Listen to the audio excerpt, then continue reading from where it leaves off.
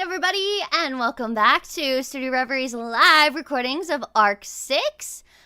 We have 3 chapters today, because Chapter 44 is a small boy. Thank you so much, Jack of all trades, for all the gifted memberships. We really appreciate you. Thank you for that. Oh my gosh, sorry, there's so much that we missed. This is Sufferoo Day. Lots of suffering, lots of fun. As a reminder, our auditions for Arc 7 and 8, I'll put an asterisk on that, are coming to an end next week. So on Friday, this upcoming Friday at 3 p.m. EST, our auditions will be closed. You cannot audition any further. So if you want to get that audition in before we go analyze them all, please, please, please go do that today. We also want to shout out to the ReZero Discord channel and the ReZero Reddit page. There's 2. I think we got the right ones linked now in our community tab, but they've been super huge in building the community back up. We're only a few subscribers away from hitting 4.9k, which is 100 subscribers away from getting halfway to 10k. That's our goal for this upcoming year. So if you would like to support us with that, share this with all your friends. S'il vous plaît. All right, without further ado, Wolf's laughing at me, and I fucking hate that. So I'm going to bring them on. All right, everybody, we are live. Let me see if I have audio coming from you. Huzzah. Only 100k more, guys. Shut up. You know I'm not good at math. Fuck off. I know. Numbers are hard. 100k more? Numbers are hard. They move 100,000? Shut up. You say it then. You say it. I don't know what you're even talking about. That's right. I just want to get in on the ribbing. Damn. Damn. Let me in. I just wanted to punch down. Oh. Alright, without further ado, let's introduce ourselves. We got a small group today. Ben. Oh my god, really small Yes. group today. It's the smallest it's ever been, I think. Yeah. Take us away, Al. Hello, I am Al. I am the guy in the basement. Still sitting in the basement even though the captor's gone because he might appear at any moment. It's out of fear. It's out of fear. We don't know where he is. That's funny. Okay, guess my turn. Greenie here, editor for Studio Reverie. Just here. Just here. Don't worry, you're getting your time again, Greenie. You're getting your time again. You'll be out of the basement soon again, Greenie. Yeah, we have you drinks and Al here. have been down there together to Damn. keep each other company. Can't have you going a bit too kooky. Jesus. Well, I'm Kyle's. Hi. I'm Amelia and others. Fuck yeah. Hello, everybody. I am Tealdi. I'm narrating today. I'm also standing in for Beatrice and Maylee today, so we'll see how that goes. I apologize in advance. Don't. It's really good. Hey everyone, Wolf here. I'll be your very mentally ill Subaru today. Yay! I'm also Huzzah. a co-host of the ReZero podcast. Again, the last one standing. Ah! Yep. This seems like a fairly often thing. Do you guys just have like fights to the death or something? Yeah, you know, Yeah. sometimes our takes get so rambunctious with each other that we just have to fight it out. Ah. It's not that we almost completely agree with every take we make or anything. It's actually it's dramatic. There's so much drama. What? You think Pandora's a fraud? Ah, I'll kill you! You think Otto is Pandora? Let's fucking fight! Ah! But honestly, Seems like we have one consistent winner. I would love to make a fanfic of what Arc 6 would be if Otto came, and it would literally just be a quick Steam run, and then it would be done. It would be like 60, 70 chapters shorter. Yeah. I think Yeah. that'd be so fun to write. Yeah, like so much just wouldn't happen. Mr. Notsky, those things look pretty sharp. Let's find another way. Mr. Notsky, I don't think we should be doing that. And then like half of the fucking problems are just resolved. Mr. Natsuki, Oh, why okay. are you going to the library at night? Well, of course I'm gonna come with you. Mr. Natsuki, I swear to God, if you run off again. He's just his little attendant. All right, that being He's the said. guardian angel. Yeah, he is. Would you guys like to get started with Tower of the Dead? Yes. Yeah. Okay. We're okay. I think that's that's your chap. No. Yes. Yes. Yes. Good. Yes, Correct. that's yours. Correct. I don't know why I Indeed. put this one over here. Let me Oh my God, what am I doing? Apologies. Okay. Whenever you're ready. Ignore me. Arc 6, Chapter 42. Tower of the Dead. Natsuki Subaru slowly continued up the stairway, stepping firmly as he resumed his ascent. With madness filling his eyes, fury raging in his chest, and a knife in one hand, he continued walking upwards. Kill. I'll kill you. Definitely gonna kill you. That whisper, rather like a rasp, were the words of an endless curse. If power dwelled in the might of words, then the sheer amount of curses Subaru was spewing out would indeed bolster his deed. Kill. Each time he said it aloud, he felt as if the power lodged in his knife increased. Kill.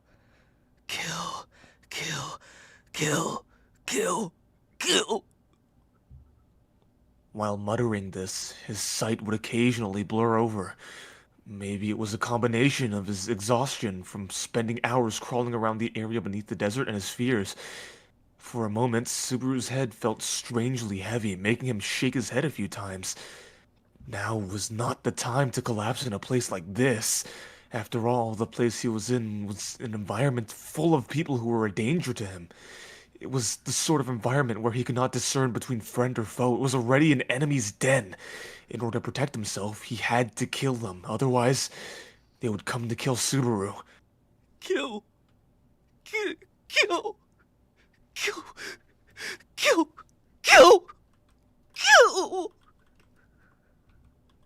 He did not want to kill them. He had to kill.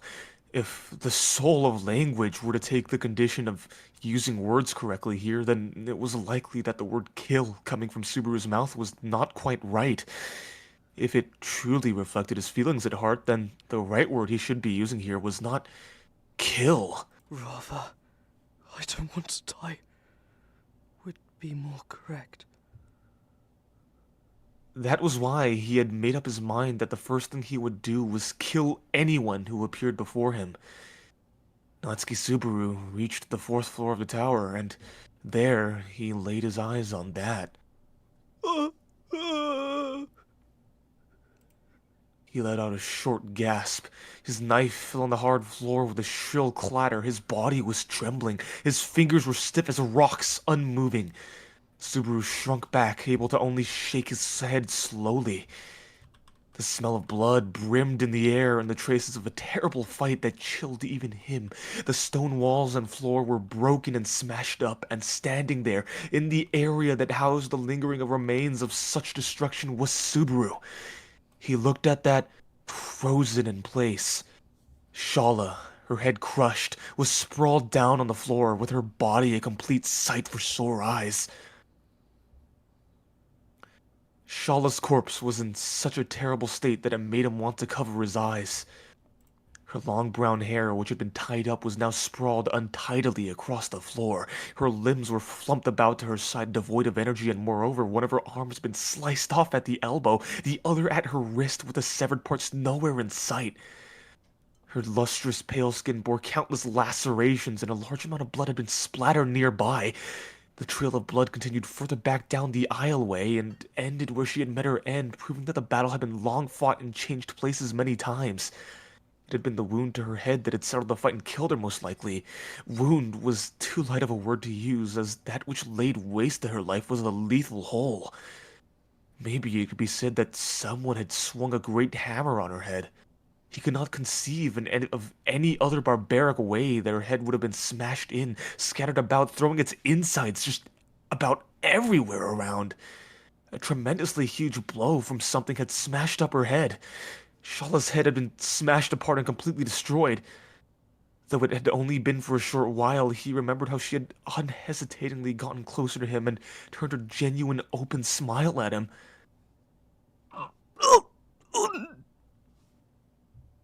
Subaru sank to his knees where he was as he gazed at her remains aghast in shock and disbelief. The urge to vomit was unbearable, and unable to stop himself, Subaru puked up the good contents of his stomach. The contents of his stomach, which had turned to goop, mixed in with his gastric juices, splurged out of his body with an acrid smell to them. They even got into Shala's remains, further humiliating her post-mortem after having died in such a gruesome manner.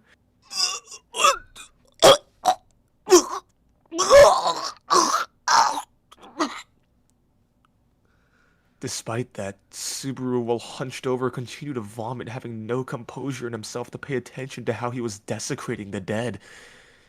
He could do nothing more than let his throat open as wide as it could and spew out the burning sensation that pervaded him as he felt the pain out of his stomach tightening and the unceasing feeling of wanting to vomit. Finally, once he finished puking his guts out, Subaru threw himself down onto the floor. He lay spread-eagled, staring up at the ceiling with his hands over his face. It was the first time he had seen someone's death.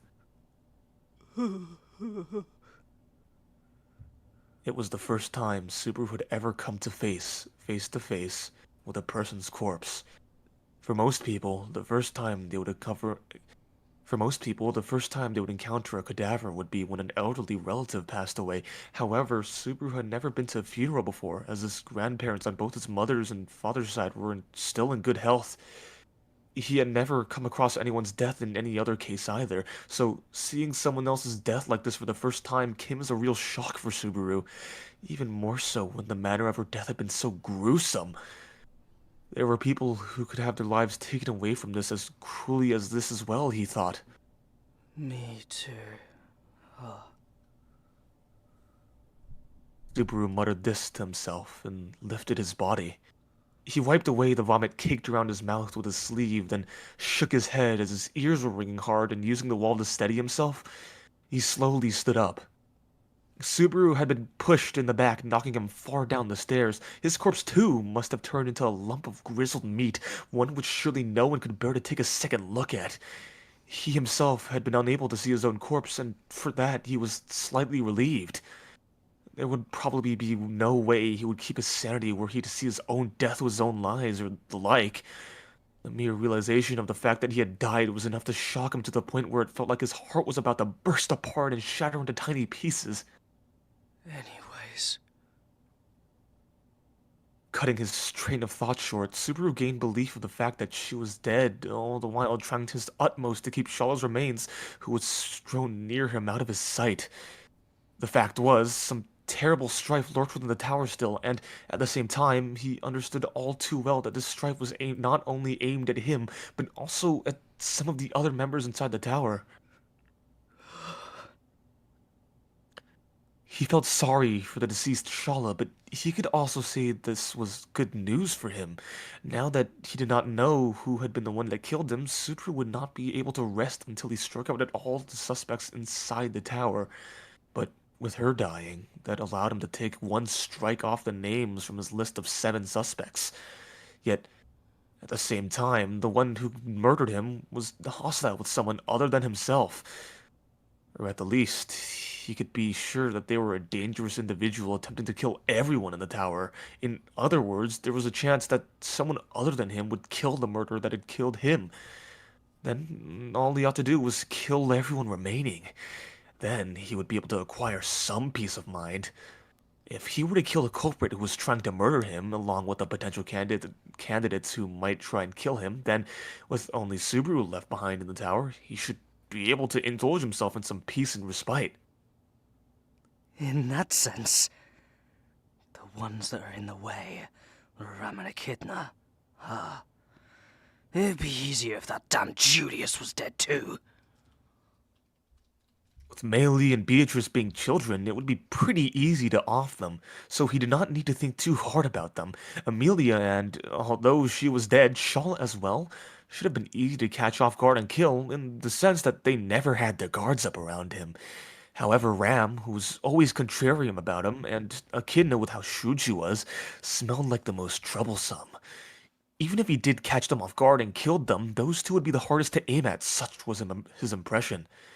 It was tough to say about Julius, but in his case, he was worth his utmost vigilance, considering he was the only other man, and as cheesy as it was indeed a problem that he carried a sword at his waist.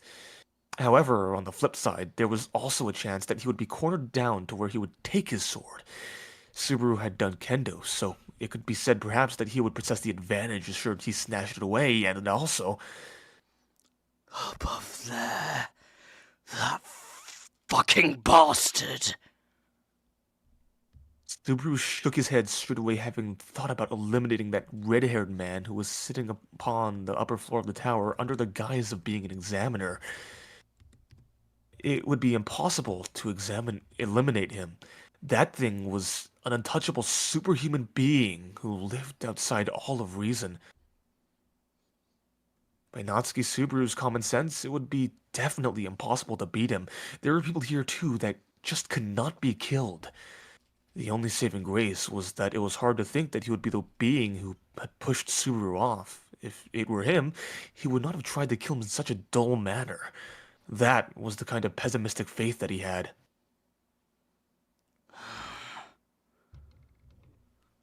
Subaru picked up his fallen knife, stepped over Shala's remains, and turned towards the back. For a moment, Subaru was at a loss at whether to investigate her body for any clues, but he doubted that he would find anything that would be useful hidden inside her clothing, as she was very scantily dressed. At the same time, his conscience was screaming at him on the matter of further desecrating the dead. She was dead. The dead were no longer his enemies. She just had no luck. That was all there was to it. Subaru did not even bother doing anything as admirable as clasping his hands together in prayer for her. He left her behind there and slowly walked further into the tower, masking his footsteps as he made his way deeper into the fourth floor, following the trail of destruction. The tower had fallen into a deep silence to the point where not one sound could be heard. He, however, found that stillness rather noisy. A high-pitched ringing noise was tormenting his mind, and he felt as if he could hear the sound of his blood flowing through his body. But, strangely enough, his heartbeat was steady, as if his initial agitation had been a lie. Whilst going up the fourth floor, the dark hatred that had boiled inside him still lay stuck to his chest like dirt that would not come off. Even now, for the sake of his own survival, his willingness to murder everyone was unshaken. He would stab, gouge, and reap the life of the first person he would lay his eyes on. He was prepared to do that. Yet, just after he turned the corner, he found Echidna's corpse with a diagonal slash across it. Now he had no idea just how useful his resolve was going to be in this hellscape. Echidna's body bore a wound from her right shoulder to her left side, as if she had been cut down in one stroke with some sort of large blade. And as he came to that conclusion, the first thing that popped into his mind was the sword Julius carried. It was a cheap-looking, likely mass-produced sword, but it certainly ought to be plenty to slash through the body of a woman as delicate as Echidna. The question remained that he had no idea what reason Julius would have to kill Echidna. When he had been introduced to them, Subaru had heard that Echidna and Julius had a relationship quite like one of the master and a dedicated servant. There were some complicated circumstances involved, but in any case, they should have been quite close. Of course, if Julius was some psycho killer who wanted everyone in the tower dead, then perhaps those circumstances meant nothing at all.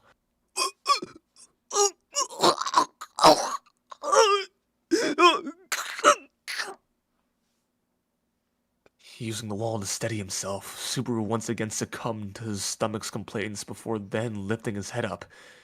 Her corpse was somewhat in a better condition than Shala's. Even so, it was a sight that required nerve to witness without looking away. Yet the way she had died gave off a completely different impression to Shala's.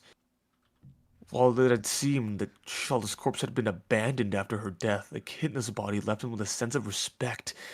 That respect had been carried out towards the deceased. Putting it bluntly, there was a white cloth that had been placed over her, and her eyelids had been closed as well.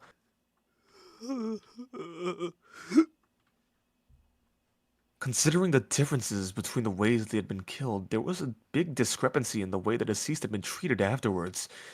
Even just thinking which one of these was more normal in this situation made him feel like he was the one going to be driven crazy. Echidnas killed two. Subaru's breath quivered, his voice went hoarse, and he could not halt his arms and legs from shaking. In that state, he made just a mental note of the facts in front of him and plunged deeper into the tower in search of survivors to kill. Though perhaps even the reason whether it was the living or the dead he searched for, or for what sake he searched for, had already become nebulous to him. Yet he walked on. Further inside the corridor, he found Ram, her body having been blown away from behind. Her body was in a wretched state with a gaping hole between the knees of her chest and her lower back. Her wound looked similar to that which had killed the desert earthworm. She had probably run down the corridor and been struck in the back as she attempted to make her way elsewhere. He could sense a hate-tinged curse coming from her dead face, with her lips having been bitten, leaving behind regret. He vomited again. In the hall, where they had explained the situation to him and ate breakfast in the morning, lay the dead bodies of Maylie and Julius. The state in which Julius had perished was one of the most striking ones yet. Traces of blows and cuts inflicted by terrible sharpness were plastered around his entire body. His left arm had been blown off at the elbow, and his wound had been cruelly wrapped up and treated as using a piece of cloak. He could not find a direct cause of his death. From the wounds across his body, he had probably died of blood loss. And had the reason he had fought so desperately until then been for the sake of the little girl who had collapsed behind him? Subaru vomited yet again. Maylie, slumped against the wall with her hands around her belly, was the only one who had died with a peaceful expression frozen on her face. On her abdomen, covered by her small palms, was indeed a gash wet with bright red blood. Her cause of death was also probably due to blood loss. She had been wounded and subsequently lost her life whilst waiting for salvation in this place. And yet, the seemingly peaceful look that adorned her face in death caused him to refuse to understand even a single bit. Once again, Subaru vomited.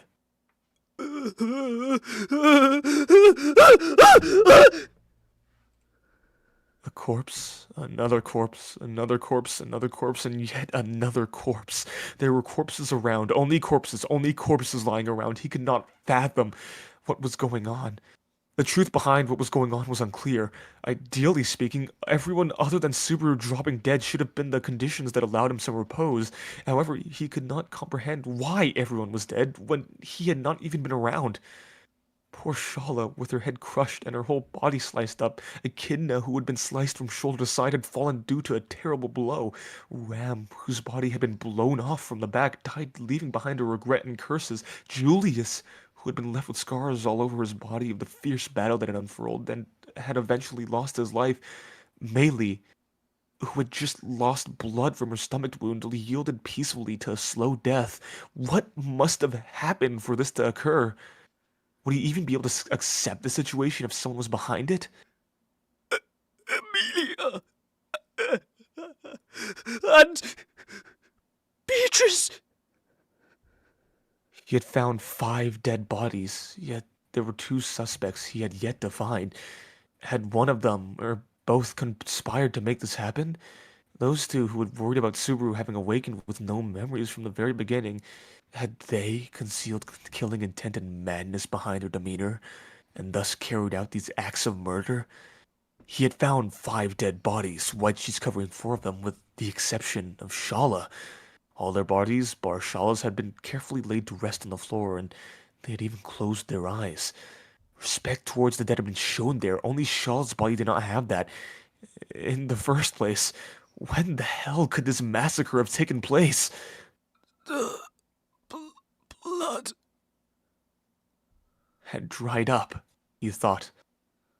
Barely keeping his footing, Subaru looked around for Amelia and Beatrice's presences, which he had not yet found in the tower, with each of the circumstances of the dead bodies popping up in his mind as he contemplated.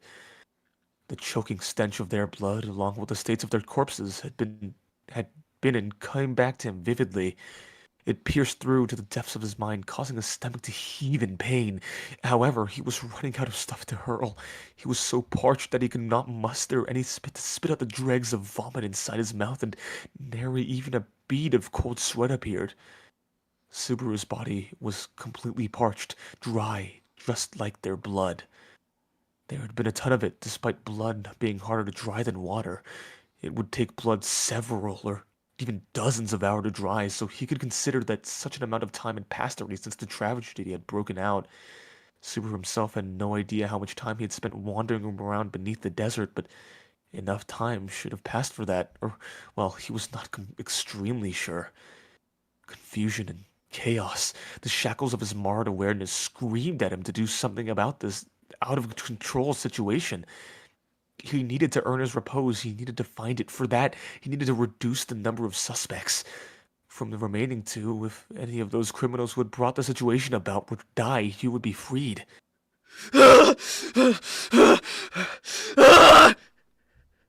He entered the green room. The black lizard caught the eye of Subaru and gave out a cry. It was the first time since he had come back to this tower that he had found a living creature. What's with this lizard? Seeing that the lizard had survived, Subaru let out a parched smile. He had hoped that if he was going to meet someone, if possible, it would be a corpse. However, what damned use was it that the survivor he had met there after all this was the lizard? He gave a click of his tongue and turned around so as to leave the room. He did not have anything to do in rooms where only lizards remained. However, quit fooling me!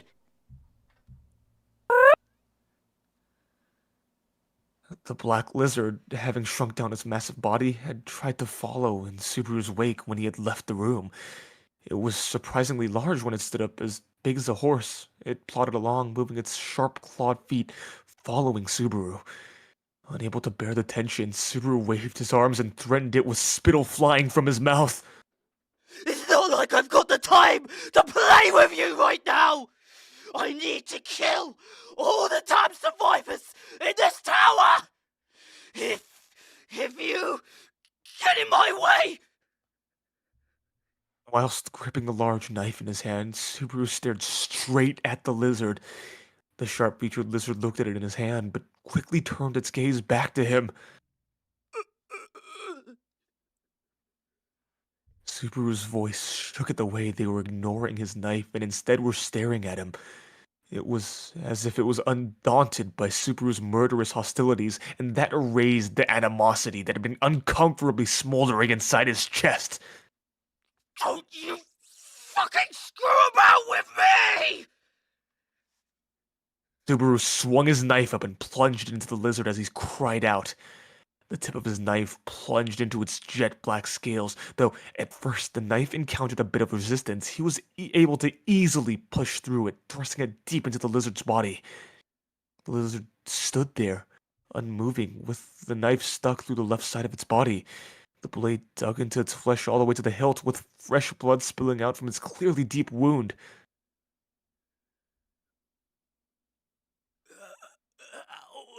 About... Subaru tried to continue by saying, "This." However, he involuntarily let out a thin, ragged sigh. For the first time, he had taken the action to try to kill a living being, and although he had felt excited by that fact, and the fact that his heart was beating widely had been caused that, there had been a different reason as to why he had not been able to finish what he had wanted to say.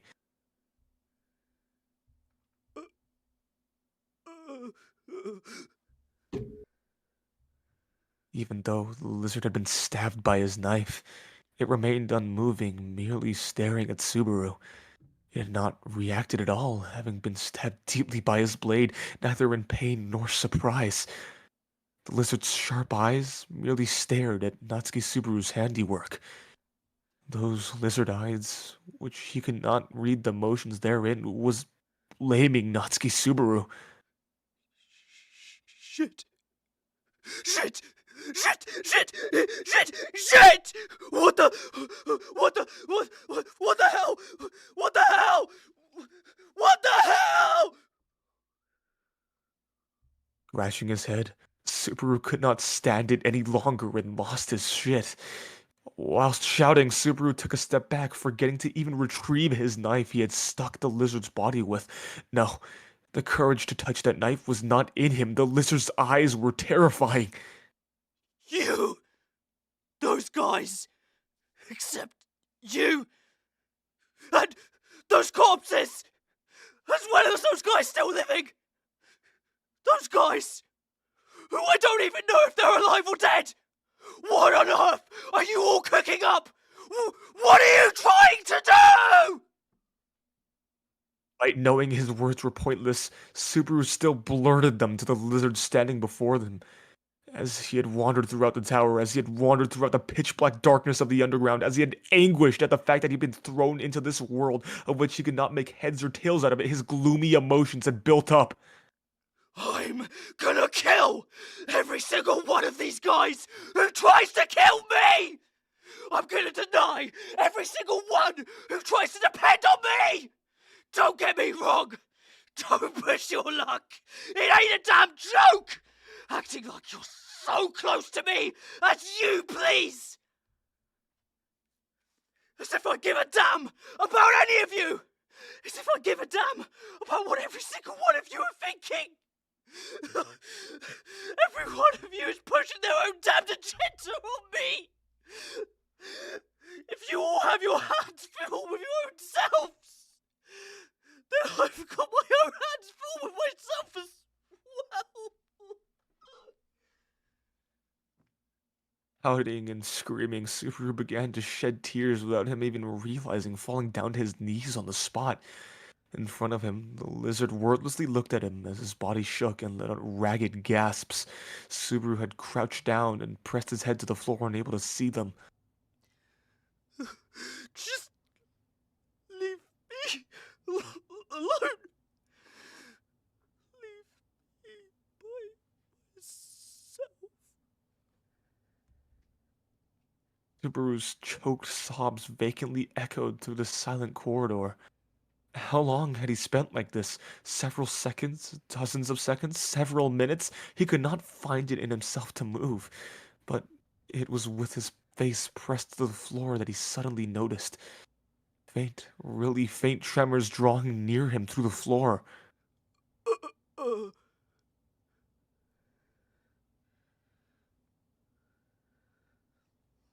Subaru lifted his face a moment later, seeing the lizard's gaping maw in front of him, lined with sharp fangs. That maw inched closer to him. He looked at it as if it was not him in the situation, wondering whether they were going to chew his head up. The lizard picked up Subaru by his left shoulder using its mouth, and without wasting a moment, started to run. His body had been forcibly pulled up from the ground and lifted. The lizard's sharp fangs had been bitten into his shoulder, causing a shriek of pain to escape from his mouth.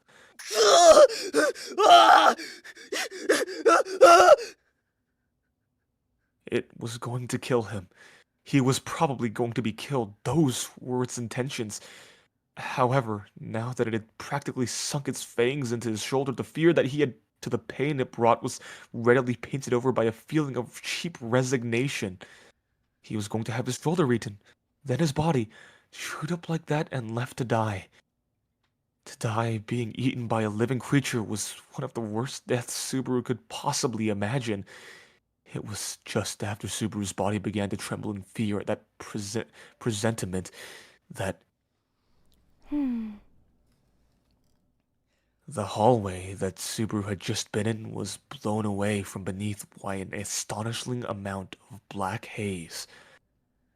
He heard a heavy impact which caused dust and debris to scatter around. The fog was overrunning the hallway, engulfing the ceilings, the wall, the floor, reaching out towards Subaru and the lizard as if hunting for prey. made up of black shadows. It even looked like it had arms. Shadowy arms. In his mind, he briefly recalled the shape of the woman who had tormented him by the stairs. A woman drenched in shadows, her face hidden by a black veil, had thoroughly played with his heart, engraving fear in him. The shadows that were engulfing the room were akin to the one that the woman wore.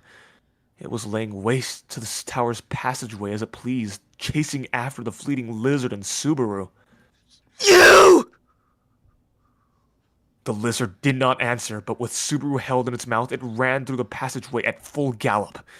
Subaru, who was looking in the opposite direction to which they were headed, could not see where they were desperately trying to flee to. Instead, he could only look straight at the menace of the looming shadow, making the blood inside his body freeze. So, it was either to be devoured by that shadow, or to meet a fate that would be more terrible than death. Intuitively making his mind up, Subaru pushed himself further into the fangs of the lizard, digging into his shoulder. His throat quivered in pain, but if he were to be shaken off, he would be done for. At this point, his hatred for the lizard was no much more than a pointless obsession. They heard the sound of the passageway exploding as the shadow blocked their way. Taking the snap decision a split second later, the lizard turned back down the aisle, diving into a side corridor just before they could be swallowed up by the shadow. It galloped at full speed, trying to shake off the shadow that was surging towards them with the force of a muddy stream. However, as they kept running away from the shadow, the area that appeared in front of them was... The spiral staircase! the huge spiral staircase which connected the fourth and fifth floors of the tower. Subaru was lost for words as they emerged there in that area. Naturally, he could see the fifth floor far off down below from the height they were at. He did feel some of the fear witnessing the scene where he had fallen to his death before, but not only that. Right below him, the staircase was being engulfed by the shadows of black, and it was beginning to sink down, meaning that the lower half of the tower was in the process of being enveloped by these huge, colossal amounts of shadows sinking it. There's no escaping down there. But there's no escaping behind us as well. The bottom of the tower was already under the shadow's control. The dark, muddy stream was looming towards them from the insides of the passageway that they had fled from. They were absolutely, completely cornered. All that was left was the absurd choice of whether he would be devoured by the shadows or killed in some other manner. For a second, the idea of suicide flitted across his mind. Wouldn't it be much better to choose how he died rather than being swallowed by those shadows? Perhaps for Subaru, there were still possibilities remaining even if he were to die.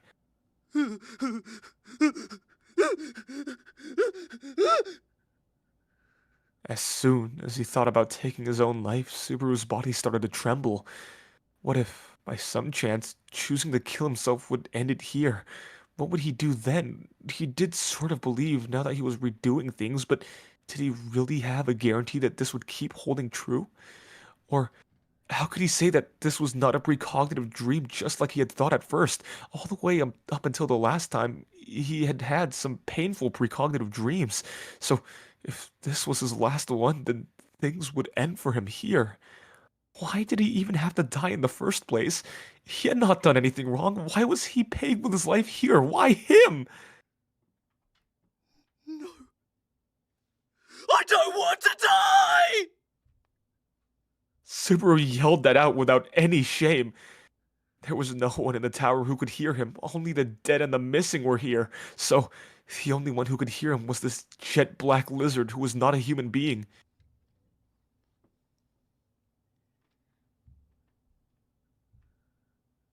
Whilst holding Subaru by its fangs, the lizard gave out a choked, almighty roar.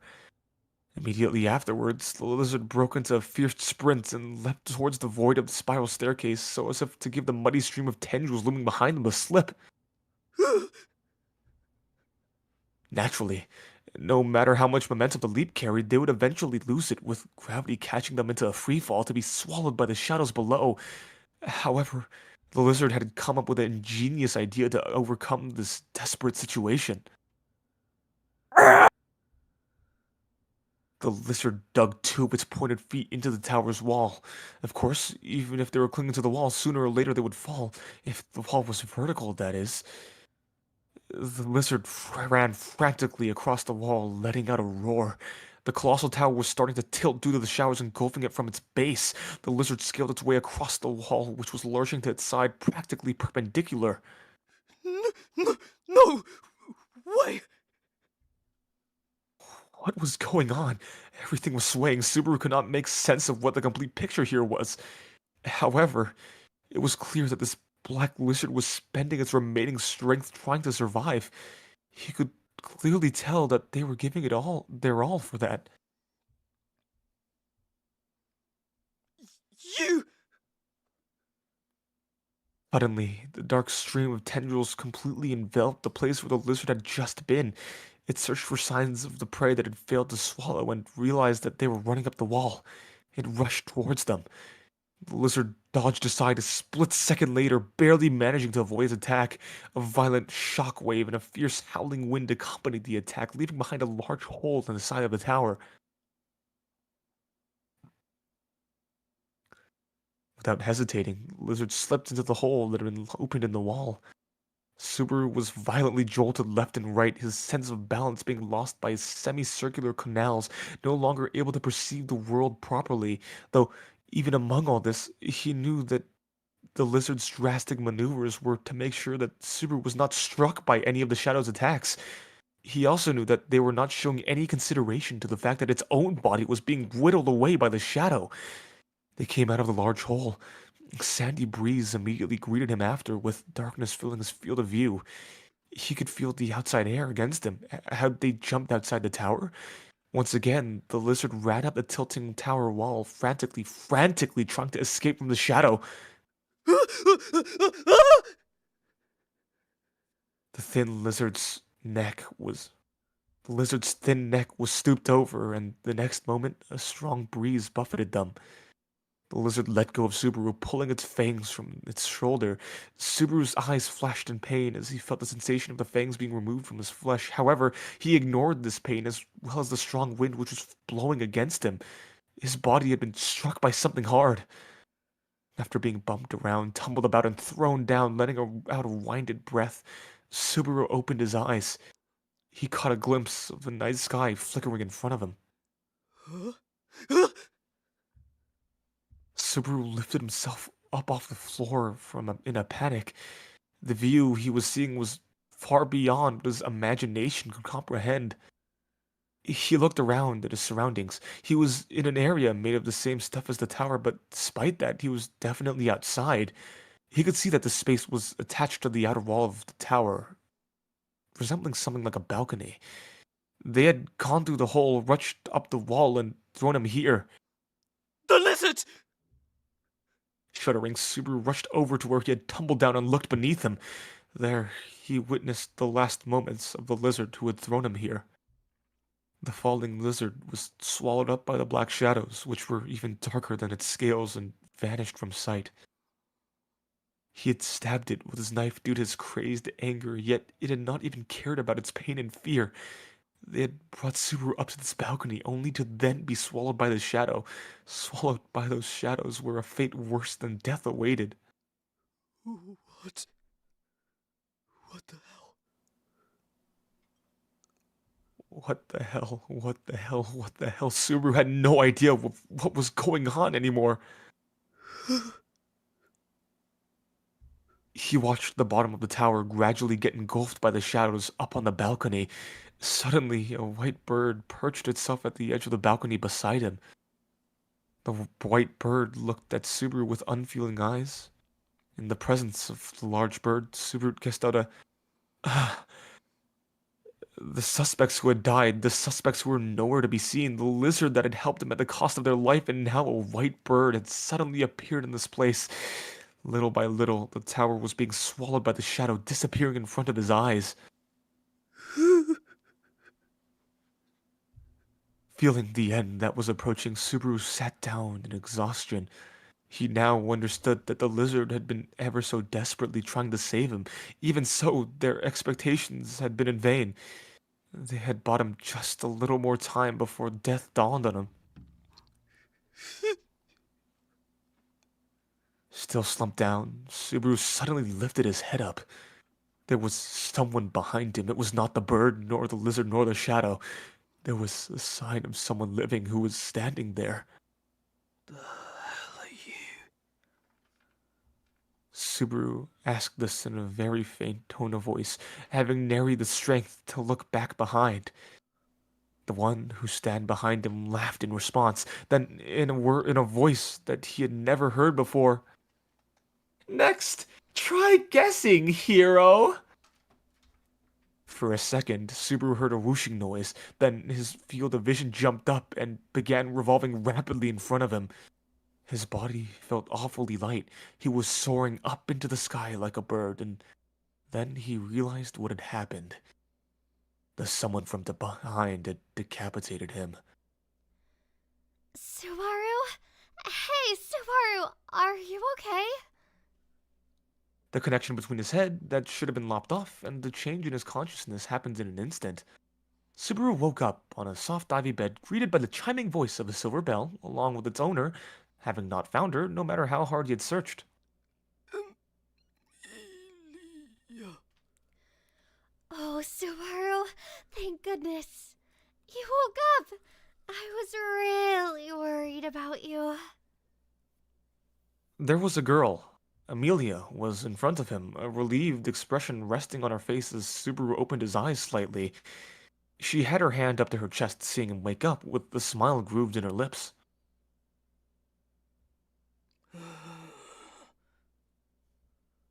He looked at Amelia. Her beautiful, slender neck was frightfully dazzling. Feeling rather parched, Subaru wordlessly stretched his hands over Amelia's slender neck. It easily fit between Subaru's hands. Subaru? What's the matter? Amelia was staring blankly, her eyes widened in surprise with her neck having been grabbed by Subaru. She was surprised by Subaru's reaction, but she did not make any movements to try and get him off of her. If he felt like it, he could have definitely ended up breaking her neck with ease, or he'd just put some muscle into it. Even though her life was held within Subaru's grasp, Amelia's reaction was awfully slow. Moreover, Yeah, apparently Subaru is still half asleep, I suppose. He's acting all easy regardless of worrying us, in fact. Subaru let go of Amelia's neck immediately as a voice called out to him from right beside him. He glanced over, his eyes meeting Beatrice's as she folded her short arms by his bedside, her nostrils flaring in absolute shock. Amelia gave her a strange smile and said, "Yeah." No, it's better for you to be half asleep than it being anything else more serious. When I found you collapsed on the ground, Beatrice was nearly in tears. That dispenses nothing, I suppose. Beatrice's face grew red, angered by Amelia's unmalicious comment. The two of them, locked in that exchange, had absolutely no idea what kind of urge had caught a hold of Subaru just a moment ago. Before that, they had shown no recognition of the situation being dangerous. This was also evident in their attitude towards Subaru. Meaning, this is... Immediately after Natsuki Subaru had lost his memories, that was to say, the moment on which Natsuki Subaru had realized that he had been summoned to another world, he had come back to that very place, and, at the same time... It's... you! Subaru hastily turned around at the sound of its whinnying breath, its figure coming into view. Sitting docilely in one corner of the green room was a large black creature, the lizard, who had done so much for him on the verge of being swallowed by the shadow, was sitting there coolly. Unsatisfied, in fact. Finding you should have been Betty and Amelia's exploit, I suppose. No need to sulk about it. It's great, isn't it? Subaru and Patrash get on really well.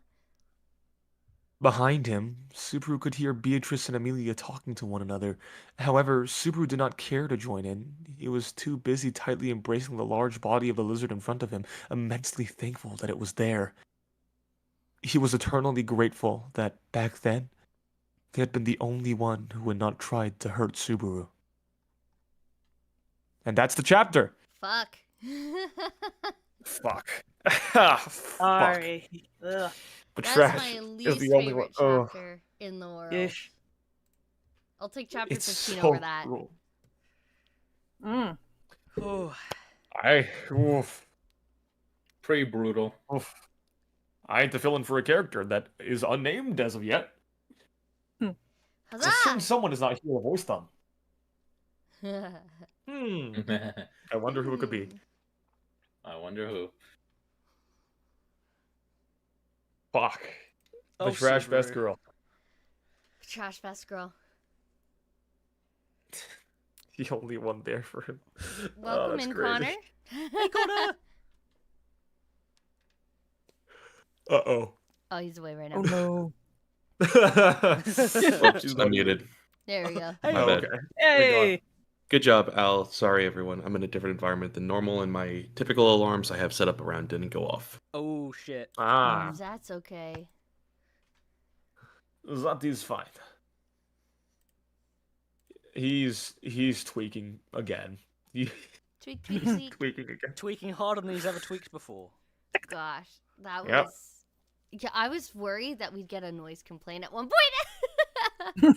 I was like, oh my god, I'm just waiting for All the of a sudden knock all I on hear the is door. dun dun dun. Knock, knock, knock. Hey, FBI, open up! what's going on in there? Are you okay? We're live. Do you want to join us? Have you ever wanted to Police be officer on the narrates. internet? Because that's Police where we officer are. narration. Police Oh, officer God. narration. Oh my gosh, that'd be crazy. Give them a donut, they'll join the I think party. they'd just be like, what weird murder fantasies are you guys reading? Do we have to put you on a list? Yeah, it's like, Dun-dun-dun. I'm gonna be watching you guys. Crazy. Wolf is an immigrant, so they're already watching him. Yeah, they are. That's yeah. crazy. Well, we're not in America, so. Oh it's they're yeah, not in America. actually, never mind. Really. Yeah. Disregarding. Fine. If we move to Yeah, America. if you're in America, you'd be gone to Alcatraz. Well, if America, Both of us would be annexes detained. us, then ICE can come get me if they want to. Nah. True. No, in Canada, they're Luckily, I don't like, think that's happening. just pay us more money and we'll eventually get you in. Yeah, I've just been paying money. We've been paying money. God, we're down like, what, maybe 3K now? Oh no, it's like In the hole? 5K. 5K? Just from immigration. Yeah, That's If- crazy. immigration is Dollars. really, really expensive. Yo. Damn, just be illegal. SMH. Just be illegal. Sponsored by Al. At the, it's Life legally hack. speaking, Forget nothing immigration illegal. law. Legally speaking, nothing illegal. We've I've gone done too literally- far. Orders done mean literally nothing. Live where everything you right. wish. Literally everything. I swear, if this Simply stream live. is used in court to be like, are you sure you're not doing anything illegal? Replays this moment. I'm like, for Oh fuck's my. sakes, Al! Get Damn me it. out of the Problem. basement. This is why This is you're why the down race there. Stay Yeah. down there. Oh my god, He's the one Jay that's down there Dudley. illegally. Studio Reverie getting raided by the Royal Knights. Oh no. Gets attacked by Reinhardt ice kicks down the mages. door, Mm. They can't hop the border kicks down the yet. front door. Oh, ICE can't get us yet. Not until we become a Yeah. state. until you pray. get annexed. Whole of Canada's gonna be one state, baby. Welcome to Canada. It's the Yeah. Maple Leaf State. Yeah. The way we weaponize grocery shopping after everything happened, I think we'll be okay. We're just Weaponize? we're just anti buying anything American right now. Ah, I see. Although An understandable Sorry, I heard reaction. grocery shopping and I thought of Subaru again. Just instinctively. Isekai. Poor French, guy. Canadian, and that's That's well. why I never take a depending where you plastic live. bag to the grocery store. Never take a grocery bag to the grocery store. Only take the woolen ones. Oh, yeah, those keep yeah, me yeah. safe. Oh yeah, like the canvas, reusable, Yeah. whatever. Yeah. Never a Yeah, plastic yeah, yeah. bag. Never a plastic bag. You never know. Nah. You never Never, know. yeah, no plastic bags. Isekai. Only use those for like trash bags. If it's not truck Yeah, clean, I it's a need plastic those for bag. when I get the kids to change the litter boxes. It's like, nope, they have Exactly, one yeah. purpose, and this is it. Yeah, I miss plastic bags for that reason. It was so great for like the mini garbage cans. Mhm. Free garbage bags. Bring them back.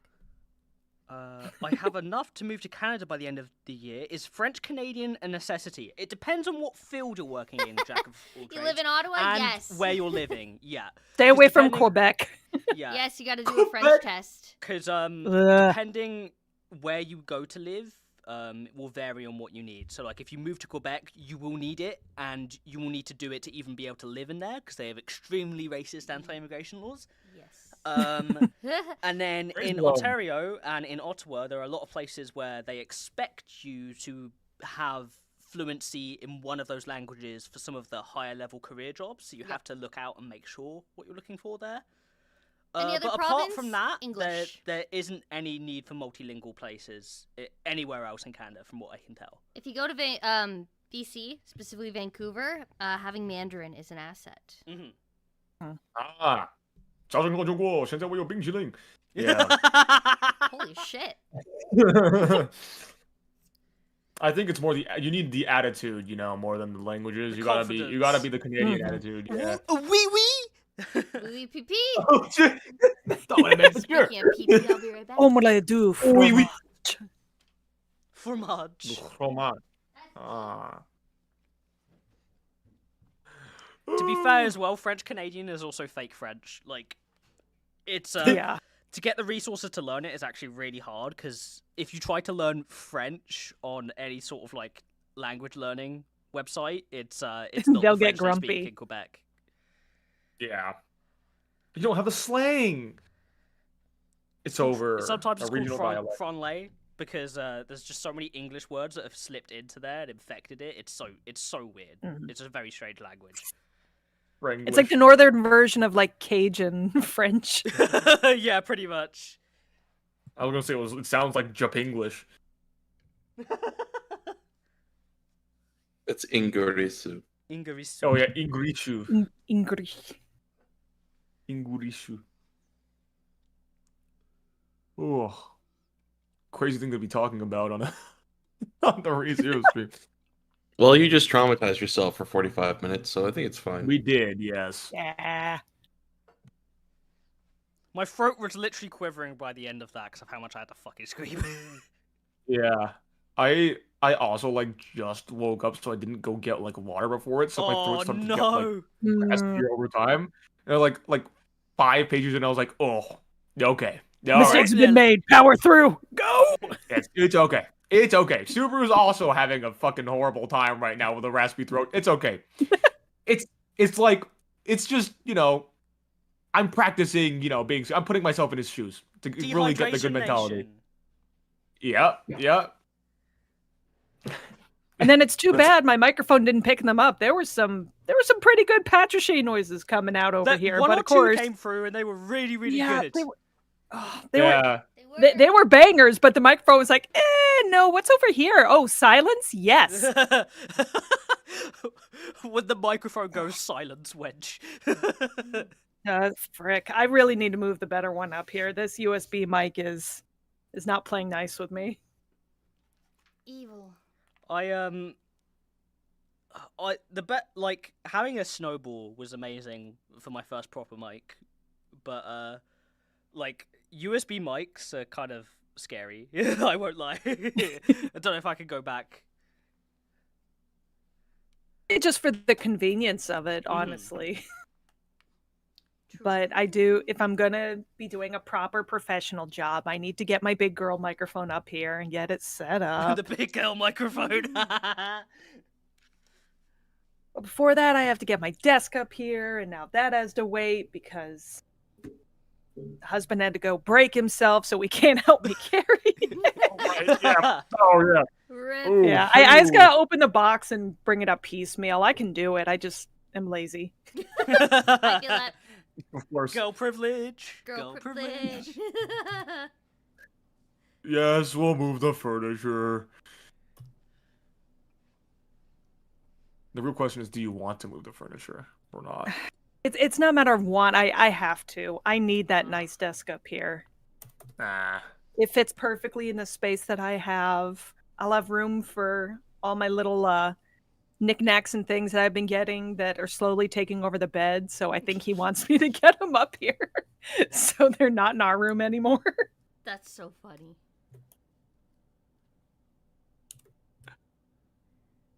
Oh. Well, if she comes back up, I should be good to take her from here. Okay. I think that was it though. So it's like, oh, you're Yeah. back. There's no more Patricia. Oh well. Rip. I have other characters I've stolen. It's fine. I am a dinosaur. All right, y'all ready to get started? Yes. Yes! Yes. The first line of this chapter is my narrator. Give me. Yeah, Connor, I split it between us. Do you wanna take it, or did you want me to? I can narrate whenever. For 43. Yes. Yeah. If you want to take 43 fully, you totally can. Sure, I can do that. We just fill up my water then. Back to the mines. The voice acting mines. The voice. Me when I love bros so much that I'd let him stab me. Love bro so much I'd let him stab me. Patricia for the win. She's like the perfect Yeah. epitome of the most loyal dog on the planet. That chapter is why Exactly. she is the best girl in the series. Yeah. Yes. Exactly. That chapter, like, I was, when I remember when I was first reading it, I was so astronomically depressed. And, but Patricia came in and I was like, oh my god, the best girl memes were real. It's Yeah. actually factual. Yeah. Like popping off so hard. It's the guys on the couch, the 4 guys on the couch. I was so hyped for Patrash, and then I was like, it was like, oh my god, Patrash is pulling through, and then it was, oh, she's gonna die, isn't she? Fuck. Oh! Go So back. I was more concerned with the Satella shadows than everyone dying. That seemed to be the bigger That- issue, but You know, that is also a major. There's priorities, Connor. Trash reminds me of Eh. my dog. So, Patrash enough to Makes talk. me sad. before we continue, theories on how everyone died there? Mm. So, okay, Ram was listed as having a laser that was like the Earthworm, so I think it's pretty clear there how she died. Yeah. Shawla Um, blasted her, probably. Scarlet blasted her. Julius and Melee were fighting something. I was thinking Uh, ride. I I was thinking Ride or Gluttony, probably. Yeah, what- Oh yeah, maybe that's what we do Maybe. there. Because it said the method of death wasn't apparent, so I kind of assumed, well, what if he was eaten? But that doesn't make sense because he was already eaten, unless you can, I just because you thought can't he was eat someone stabbed. twice unless he ate like the other part, like his memories. It's from the way Shawla died too, I have a feeling it might have been Amelia and Julius that killed her. Oh shit. Yes. Yeah. And I know that Um, initially might seem out of character for Amelia to do, but if she just watched Ram die, I have a feeling she would go a bit overboard and like Oh, I don't think it'd be out of Smash her character with a if it's hammer. protecting the camp. yeah. she killed one of the versions of Petalgoose back Yeah. in Arc 3, so Mhm. she's willing to when needed. Mm-hmm. Tough as shit. I feel But- like they were probably fighting Reed because Mm-hmm. Gluttony wouldn't have let them bleed out, which Yeah. was supposedly how Melee died, and then Mhm. Anastasia was probably a pity kill from Julius as to like, this is better than what's probably gonna happen. Yeah. Um, I mean, with the way Melee died as well, it makes me think it's Reed because it is probably a mercy kill in his own weird sadistic brain. Mm-hmm. The way he did Hmm. it. And just let her bleed out. Yeah, because there weren't many more wounds on her, right? So it was just one in the gut. So I think that's the logic behind that. And he seemed like he Yes. didn't want to waste time on any of the kids. Yeah. Or who Let's he see claimed if to be. history repeats itself, and we find out by seeing it all happen again and again and again. Run it again! Run it And, again! The reason why Amelia isn't there is because Tapei refuses to have a dead Amelia Yes. too much on screen. Like, Arc 3, dead Amelia was there, but I notice how the camera was panning away a lot of the time. Yep. Camera was finding away, and it was like clicking painless. We love when Yeah. best girl gets best girl treatment. And Beatrice wasn't there because if she did die, she turned into Wisp. Yep. Burst Self-cleaning corpse. Yay! But Subaru doesn't know that. Subaru thinks he's a child. Oh my god, I forgot that! Oh my god, no! Yeah. Ah, Benny. Yeah. Oh, you okay? You just hit your head. Yeah. Silly dog. Does Sierra just hit her head? Yeah. Oh my god. Bonk. Flapping her ears. Okay. With that, poor dog brain hit. Yeah, you guys ready to go? Yes. Hi. Yeah. She's okay. She's fine. Arc 6, Chapter 43. Tower of the Living. Think. Think, think, think, think, think, think. He must think. Natsuki Subaru kept thinking as he wrapped his arms around its whole body, which was lined by hard, rough scales. The things that had happened to his own body, the ridiculous events inside the tower, the people who were attempting to kill him, the people who were attempting to kill ones other than himself, distinguishing between friends and foe, and...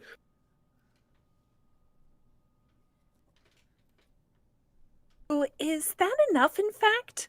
Have you calmed down, I suppose? Subaru turned his head slowly toward the voice he had heard from behind him, which had interrupted his thoughts. Beatrice, the one who had called out to him, was sitting upon the ivy bed. The girl, who seemed to be making a pouty face, was dangling her feet. Her hand was connected with Amelia's, who sat beside her. She was glaring at Subaru. Seeing that look, Subaru's face stiffened a little. Hey, Beatrice. Don't speak like that. I guess Subaru felt surprised when he woke up. I think it's inevitable that he'd go hug Patrash. However, Amelia smiled as she denied Subaru's misguided thoughts. Hearing her point this out, Beatrice proceeded to suddenly turn away from Subaru and Amelia. I mean, I am angry, in fact. It's not just to do with your sudden awakening, I suppose. Betty and Amelia were also worried for Subaru. The ground dragon isn't the only one that worries about you, in fact. Yeah, you were really worried about him. Stroking Beatrice's head with her still facing away from them, Amelia looked at Subaru and raised her eyebrows. Subaru held his breath as he looked into Amelia's amethyst eyes. His chest gave a sharp pang to the deep, deep affection in her look. And at the same time, a strange sense of irritation grew in him. He was reminded. They were putting their hope in Natsuki Subaru, the one that wasn't here. He would feel uneasy were he not able to shoulder that burden. However... I'm sorry to worry you all. I'm sorry. I heavily apologize. It's not like me to hug a girl that is half asleep, and even this thing is to hide my embarrassment. Relaxing his stiffened face, Subaru replied, whilst easing his face into a smile. To that answer, Beatrice and Amelia exchanged looks, and... But Patrash is a girl as well, you know? Hey, wait! Patricia is quite the special entry! Or rather, the sort of target which we are bonded by different sides of bonds! Or rather, the top seed in an unconditional second round entry! Reasonable, I suppose. I don't get why you're only giving special treatment to that ground dragon, in fact. I would like an explanation, I suppose. Hey! Don't try to stand in the same ring as her! That ground dragon! You know? Subaru returned to Sandster whilst looking carefully at Beatrice and Amelia's reaction, as Beatrice's face was growing ever more in displeasure.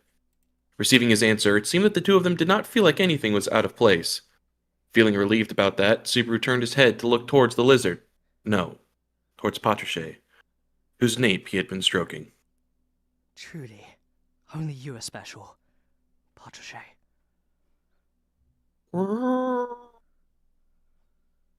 The black ground dragon closed its eyes while letting out a small neigh as Subaru placed his forehead against her head.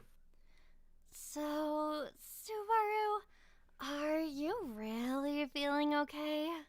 Yes, I'm okay. I am okay. Absolutely, mon deny. I'm sorry for worrying you all. I think perhaps the exhaustion got to me, and as things are rather the case with that, I must have accidentally fallen asleep.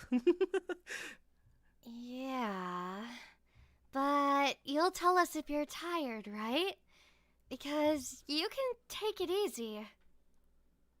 Amelia brought this reminder to Subaru, who had answered in tune whilst rotating his arms. Subaru answered back to those words with a lackadaisical, "Okay, Captain," as he immersed himself in full thought. Subaru led Beatrice and Amelia now, and kept walking through the 4th floor of the tower. They were going to the hall of the 4th floor, their purpose being to dine. In brief, the three of them were walking with their bodies, not holding any urgent issues. This time, Subaru was determined to take a different approach from last time. That was, he would not confide in Amelia and the others about his amnesia. In other words, the situation would require Subaru to act as if he were impersonating another. Wetting his parched lips with his tongue as his strain exacerbated, Subaru had kept observing how things were around Amelia and the others. Subaru had still not figured out what kind of character Natsuki Subaru was for the others. It should be impossible to do something like tracing a stranger in such circumstances, but by all rights, it should be a different story to impersonate himself in conditions that would otherwise not be established. No matter where he went, Natsuki Subaru would simply just be Natsuki Subaru. Even if he had spent a year in this parallel world, Subaru knew that the fundamentals of his human nature would remain unchanged within himself. Then, if he just paid heed to the relationships afterwards, he should be able to trace the same sort of character to a good enough extent. And then, whilst tracing Natsuki Subaru, he would see what would happen now. What had happened in this tower? Who would kill him? And who had been killed by whom? For now, Subaru would verify one possibility for the trigger that had driven him to his own death by hiding his amnesia. In other words, would his opponent kill him because of his amnesia, or did it have nothing to do with that? Be that as it may, in all honesty, he did not have much expectations. Subaru's lost memories, it was hard to imagine the situation without some troubles cropping up. However, there are exceptions, of course. The case in which the criminal was someone who'd be troubled if my memories were to come back. Subaru remembered seeing that in a movie before. Eyewitnesses who had witnessed the murder scene lost their memory due to some sort of shock. The criminal, observing the scene, would be in trouble if their memories were to return. That was why, in the movie, the criminal tried to kill the witnesses as well. It could definitely be thought that a similar situation was occurring to Subaru currently. For most, the circumstances in which Subaru had lost his memories were unclear. Amelia! Did you find me collapsed in the library of the 3rd floor? Yeah, that's right. You were on the floor of the library. Beatrice and I carried you to the green room in a great hurry. It was Amelia that carried you. Betty was just there to help out behind her, in fact. Subaru gazed at Amelia's slender arms as he received Beatrice's supplementary explanation, laced with a sigh. If he were to settle down and think properly about it, it was a mystery to Subaru how these two people had carried him all the way back from the library to the green room. Beatrice did not let off a single fragment of indication that she was suited to do any heavy lifting, and from what he had been told at face value, he was also wondering how this Amelia had believed in a fake, that believed in a fake had carried Subaru so easily.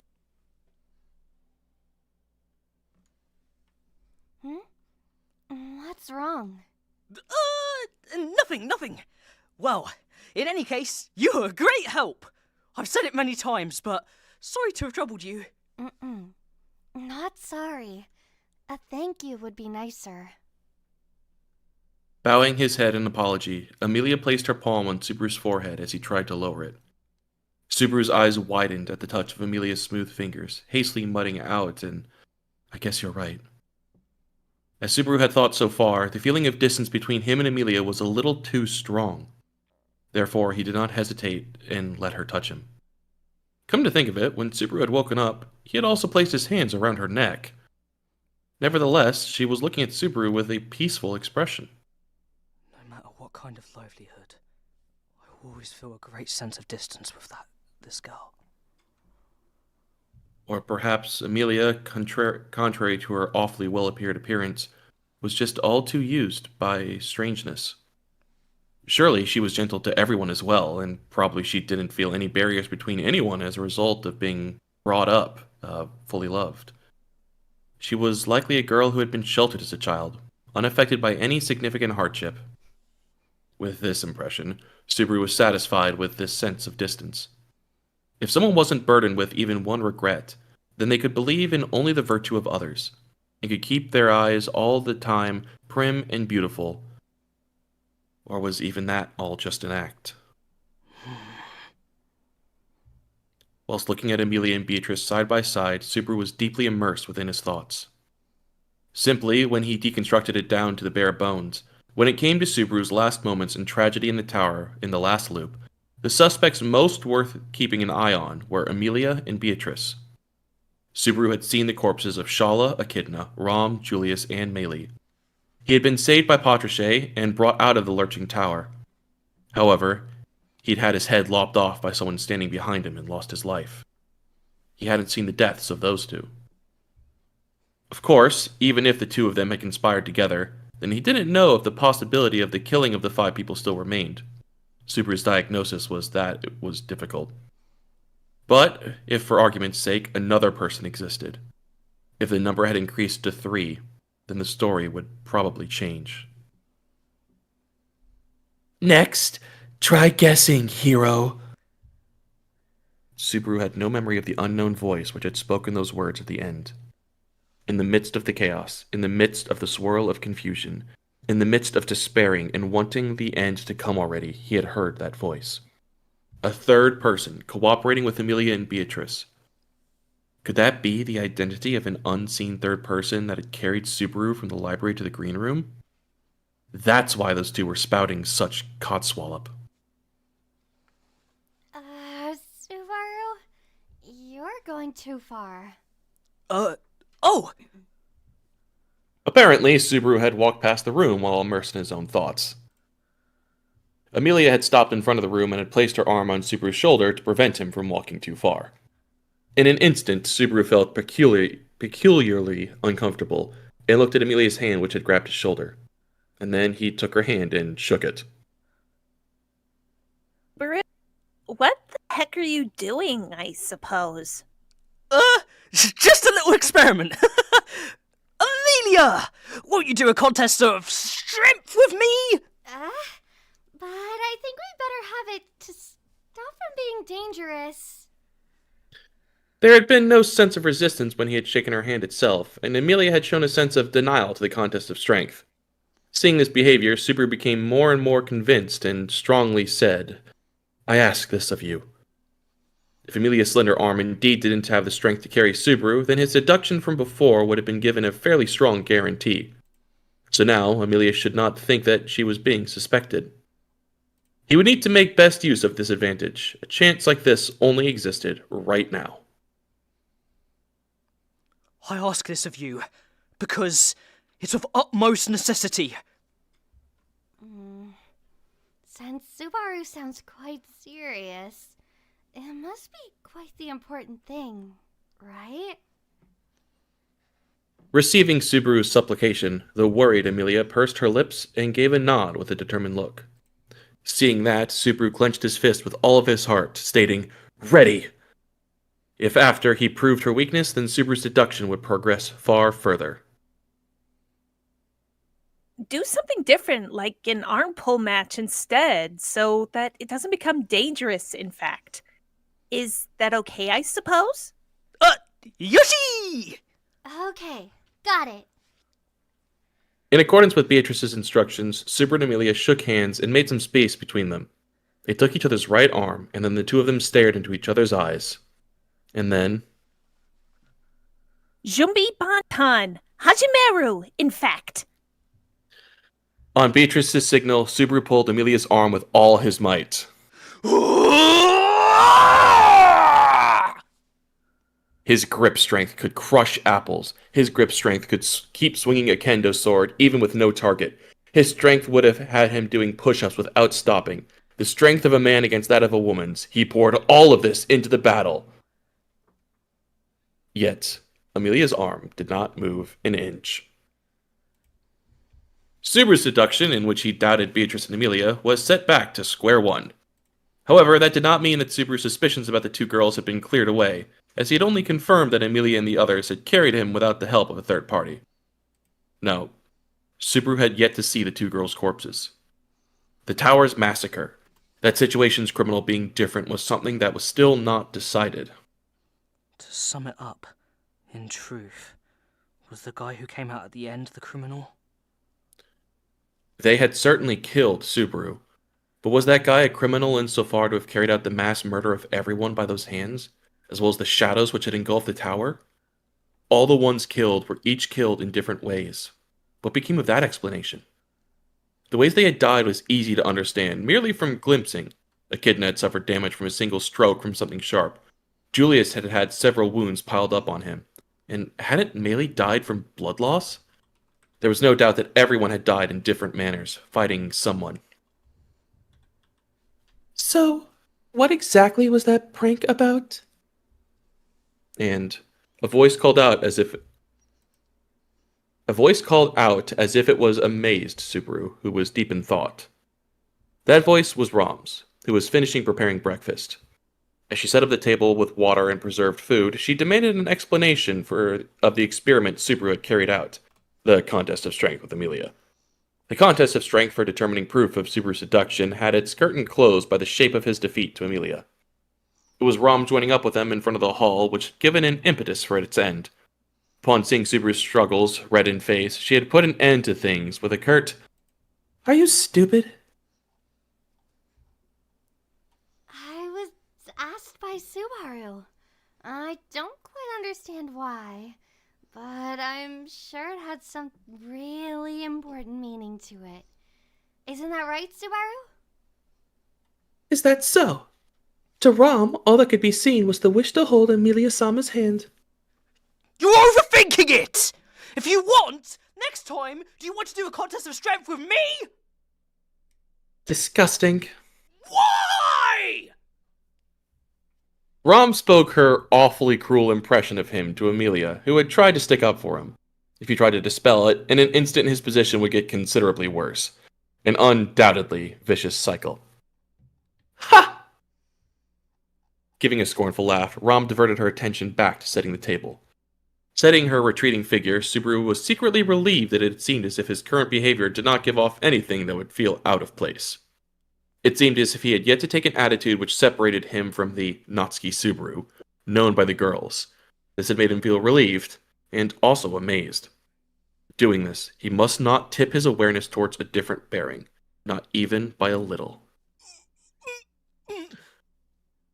In an instant, Subaru bore the vomiting sensation that suddenly welled up in him and put his hand to his mouth. Its cause was Rom, diligently working with her back towards them. The girl's retreating figure caused him to keep blinking with the manner of her death scorching his eyelids. Rom had received a blow from behind, in which part of her stomach had been blown apart, killing her. Her death mask was coated with regret and anger, distorting and cursing her pitiful facial expression.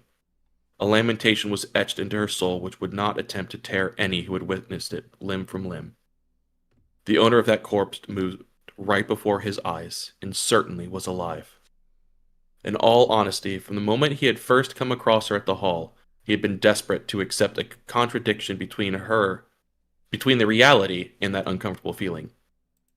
He felt more or less relieved that he could use the lapse of dizziness he had experienced as an excuse, thanks to his exertions in the contest of strength with Amelia just before. But he had overlooked Rom's facial expression. Grinding his teeth together, Subaru directed his awareness into recuperating his strong self-control. From then on, all the people related to the tower, one by one, filed into the hall. He must not overlook each of their expressions, because that in itself would be the key to breaking the situation. Wow, what a nice smell! A meal fit for a king on this refreshing morning. I sure know I'm living for this. The first one of them showed up in the hall while saying all this stuff noisily. A beautiful woman whose long black braided hair was swinging about, unabashedly exposing most of her plump breasts. Shala showed up in the hall with her head definitely still attached to her body. She was looking at the meal which had been prepared by Rom, but then she noticed Super within the room, and... Master, good morning! Did you sleep well yesterday? all of a sudden her facial expression lit up, and she rushed over towards his location with the vigor of, say, a puppy. And then, grabbing Subaru's arm, she tightly embraced his chest. By the way, I slept incredibly well. After such a long time, I had dreams in such a former days. Me and Master and Mother, and then...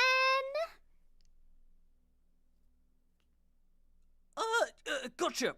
Wait, I will give a good listen to the story about your dream sometime. But did you happen to see me this morning? So, Again with the awfully weightless questions? How typical of Master! somehow disentangling himself from her arms, which had embraced him, Subaru inquired this as he escaped from Shala. In response to that, Shala gave a cheerful laugh. Honestly, what Master sees is no big deal. Just like the older days. To me, you're the sexiest guy. It's a marriage proposal I've been waiting for hundreds of years. Talk about patience! Jokes aside, if there's nothing else, then sure. Huh? Is that so? If so, I don't mind as well. Without a desired response, Subaru withdrew his doubts regarding Shala while sensing some relief mingled with some traces of discouragement. As he did, the next suspect, Meili, showed up in the room.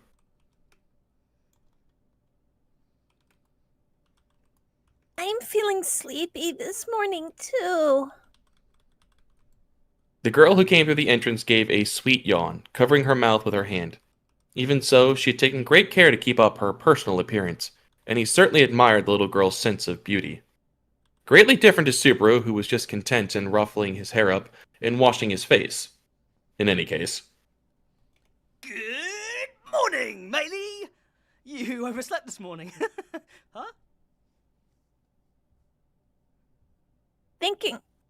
When slowing down and thinking about it, I feel like I have no reason to get up at the same time as Oni-san and the others. This tower doesn't really have anything to do with me. A girl who's proposing such ill-natured things, in fact. In general, unless Betty and the others complete the examination so to leave the tower, then you can't leave this tower either, I suppose. Well, that is true, but... Having a bone to pick with her yawning excuses, Meili pursed her lips at Beatrice's opinion. As she said that, she shifted her attention to Shala and Subaru, who were near the wall. She gave a wave, accompanied by a smile. Seeing that, Subaru raised his eyebrow, and then returned the wave. Am I overthinking it as usual, and having doubted even a dead child? Master! When troubled, you return back to the basis, starting with how you jab. What is that teaching? It's Master's teachings. It's no wonder I thought it was useless. Listening to this monologue, Subaru dodged Shala's frivolities as he shuddered in his heart. In any case, he couldn't get a response he desired even from Meili.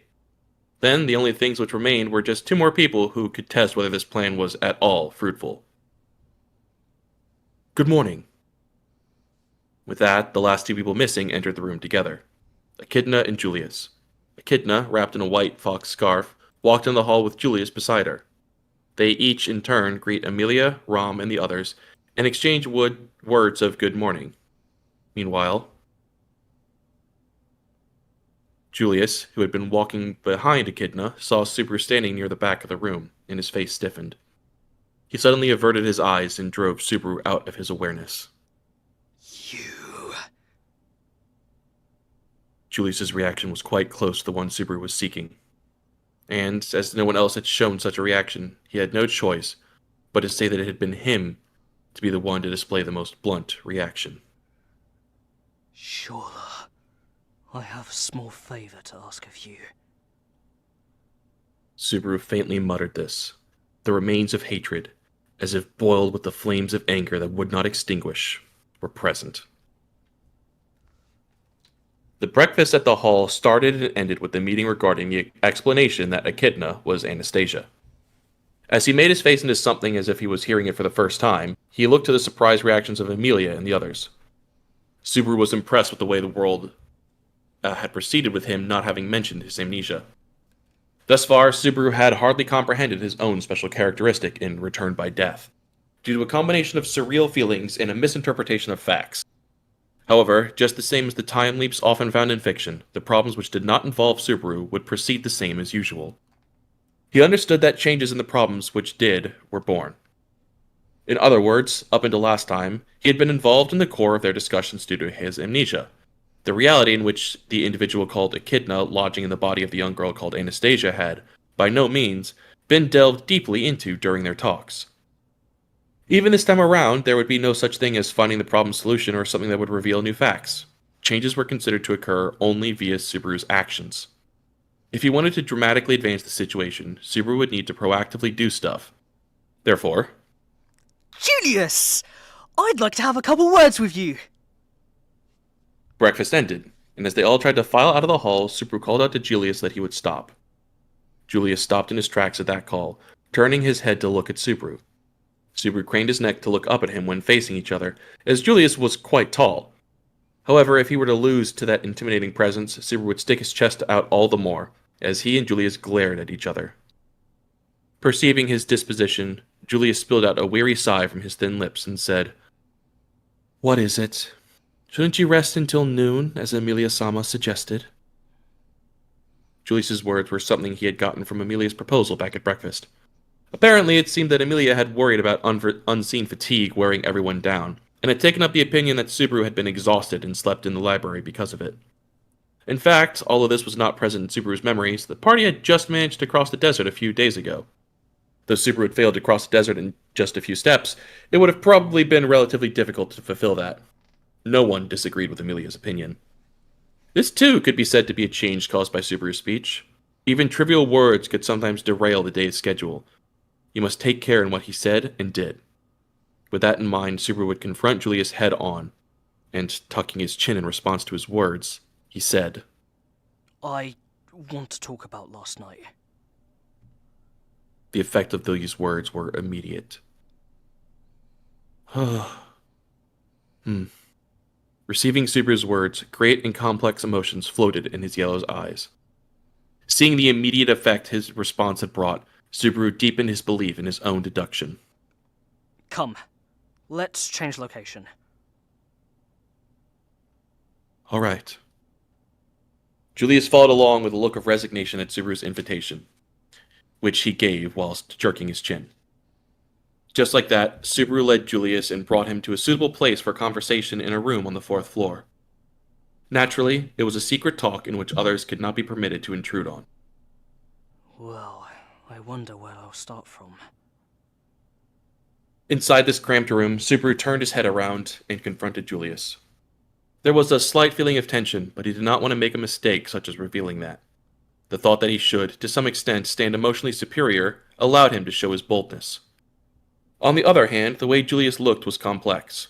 Reading what lay in heart was difficult. But it seemed to be something that must not be a feeling of composure that had persisted from the place of breakfast before. First of all, about last night.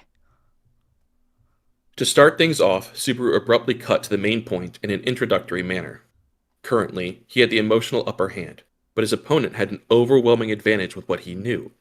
In the first place, Subaru really did not know all too much about what had transpired the night before. Nevertheless, perhaps last night, Subaru and Julius must have done something to the library.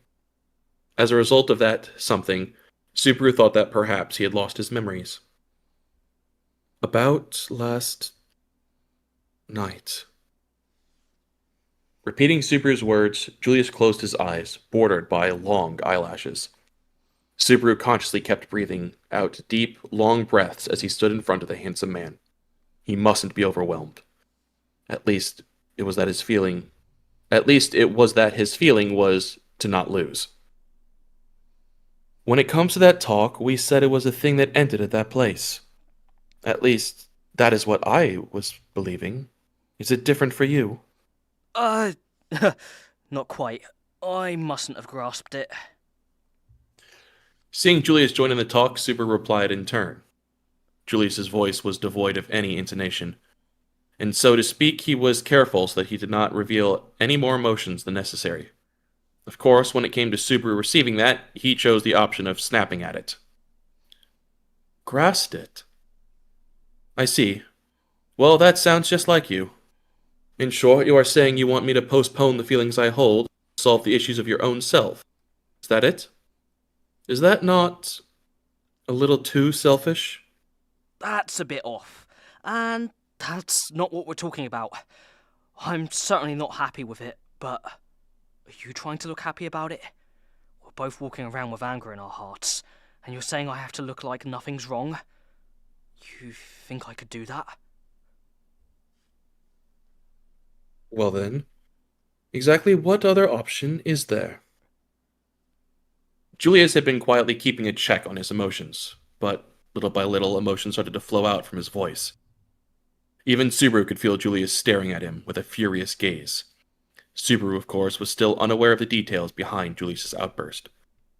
What choice did Subaru want to hear? What kind of choice had Julius taken regarding Subaru, with him holding such fury? And when it came to Subaru, how had he let Julius choose that option? My feelings are as I said last night, and I am not going to keep mentioning it, since I have not even noticed you and Anastasia-sama, and your connivery with Echidna. Me and my connivery with Echidna? An unexpected fact had leapt out, and this time it was Subaru who had been caught unaware. By the information he had at the present, Subaru was supposed to be part of the group with Amelia at the top. Julius and Echidna, their situation was that he was in a master and servant sort of role with Anastasia, the original owner of Echidna's body. He also heard that they were in an opposing sort of relation with the girls, if he looked at the big picture. But he had said Subaru had been conniving with Echidna. I know you did not possess ill intentions doing that. I cannot say it was enough, but I have exchanged words with Echidna. She can be trusted. No, there is no other choice but to trust her.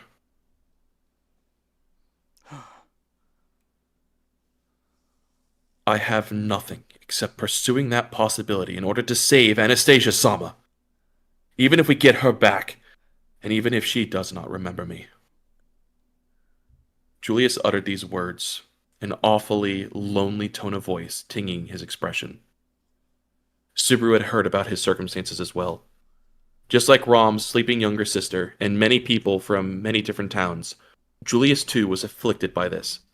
He had been told they had faced an awful experience similar to a curse in which were forgotten by others. Even if Echidna returned control to the rightful owner of the body, it would be highly unlikely that Anastasia would remember her knight, Julius. Even so,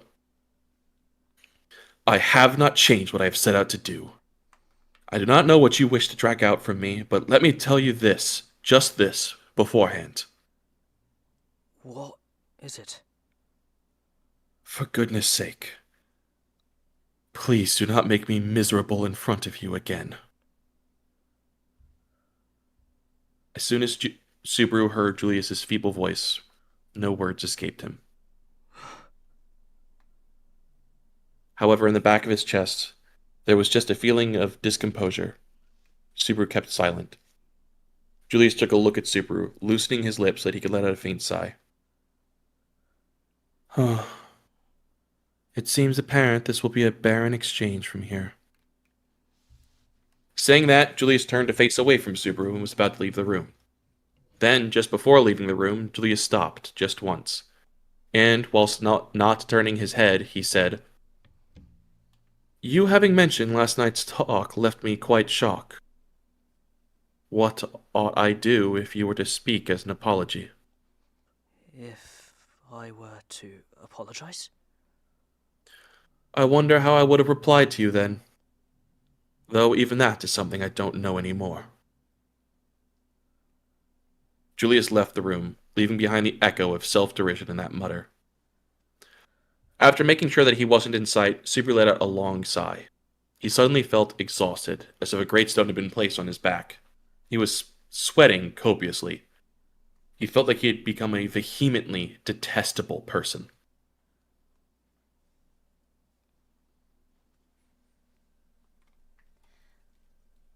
Master, was that okay with you? Shala showed up and peered into the room. Subaru let out a seeing her quite in a different manner. And then, placing his hand to his forehead, he nodded his head with, It was okay. In the state that he's in, perhaps Julius didn't have anything to do with the library. But the distrust in myself sure grew a little bit stronger. I don't really get it, but was I useful for you, Master? Indeed! Thanks to you, I was able to face Julius and get some peace of mind. That's good. Then, Master.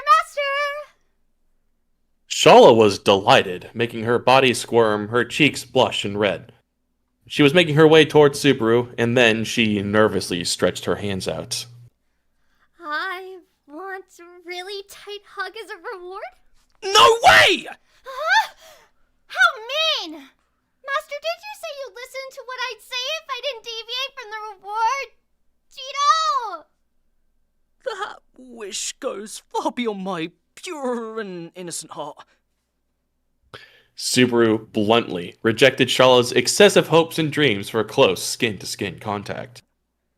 Nonetheless, it was true that Shala had been lying in wait, giving him enough composure in his heart to confront Julius. When he had called out to Julius, Subaru had kept Shala in wait in the adjoining room as backup. The reason he had chosen her was because, amongst all the other girls, she seemed to be the most athletic, as well as that she seemed to listen in favors as she liked Subaru. It was as a result of calculation that she seemed willing to help him without asking too many questions. Other than that, from amongst the suspects, the girl whose dead body he had found first was the least likely to pose a danger from all of them. In any case, My thoughts that Julius had been the opponent who stole my memories at the library were way off the mark. this morning he had thought it was almost a certainty from his reaction when he'd seen Subaru. But that line of thinking had been off. Despite what happened at the library, the Julius of some time ago did not really touch much of the incident in which his memories of him had been lost. Having said that, his emotions were all too natural for an act. It was quite uncertain what sort of intentions Natsuki Subaru had in engaging in connivery with Echidna. But at least it was good enough reason for Subaru now to harbor distrust towards him last night. Before his memories had been lost, it seemed like there had been quite the exchange of tempestuous words between him, Echidna, and Julius. You. What on earth were you doing? Who on earth targeted you? Natsuki Subaru. Master! How about you jump to my chest? Come hug my busty body, Master! That wish is beyond naive! Master is mean!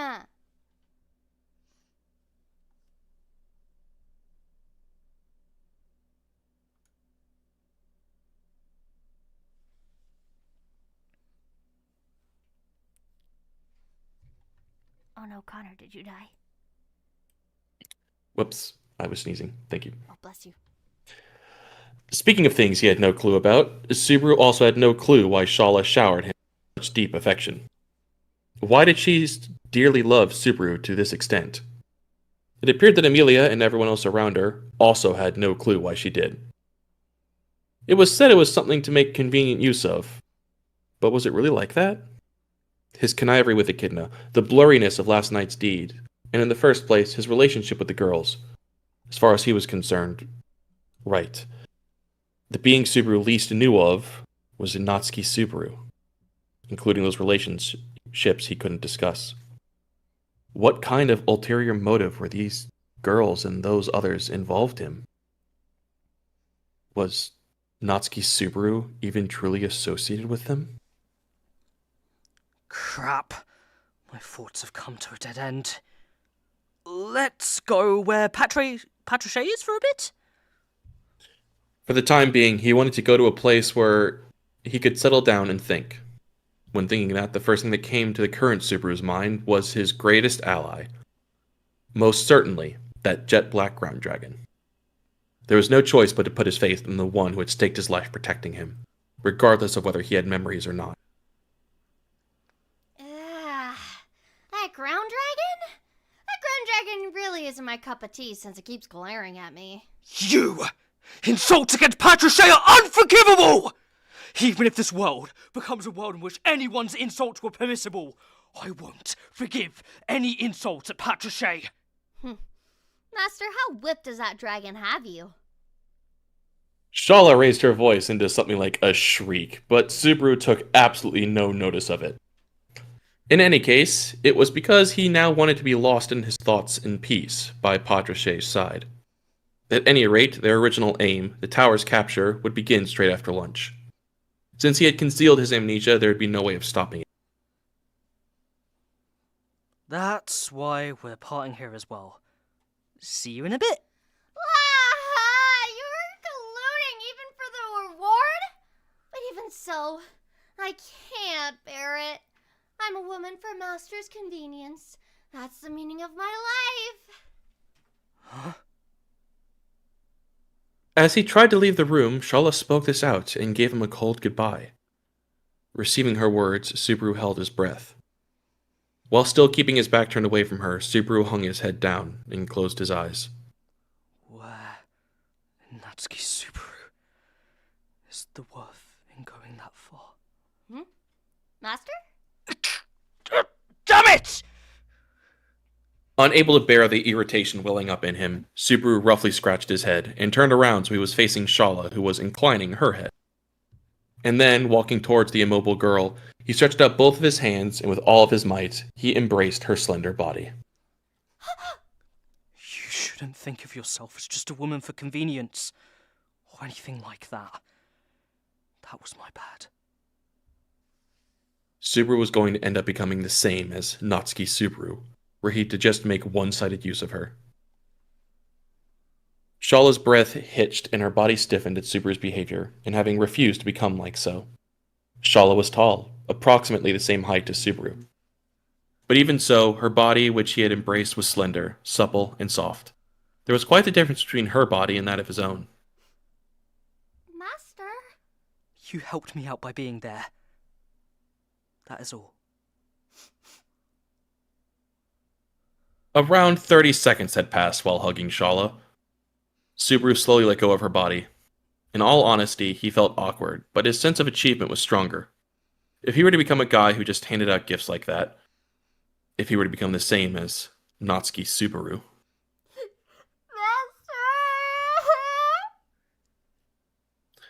Looking at the pensive Subaru, Shala dizzily walked towards him, her cheeks fiercely blushing.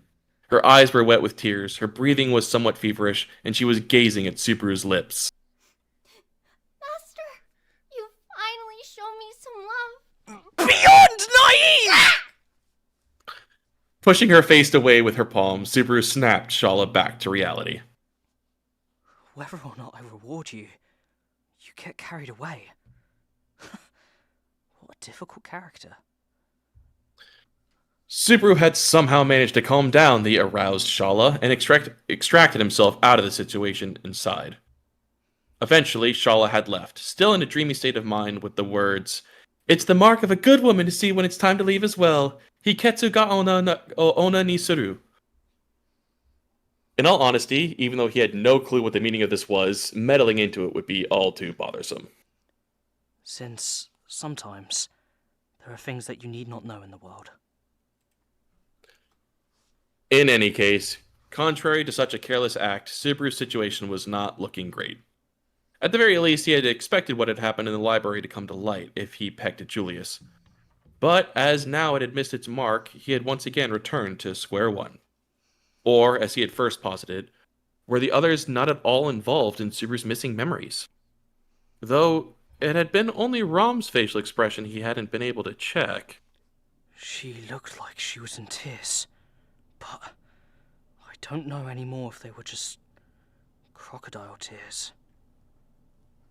It had been Rom who had tried her hardest to not believe the story that Subaru had really lost his memories.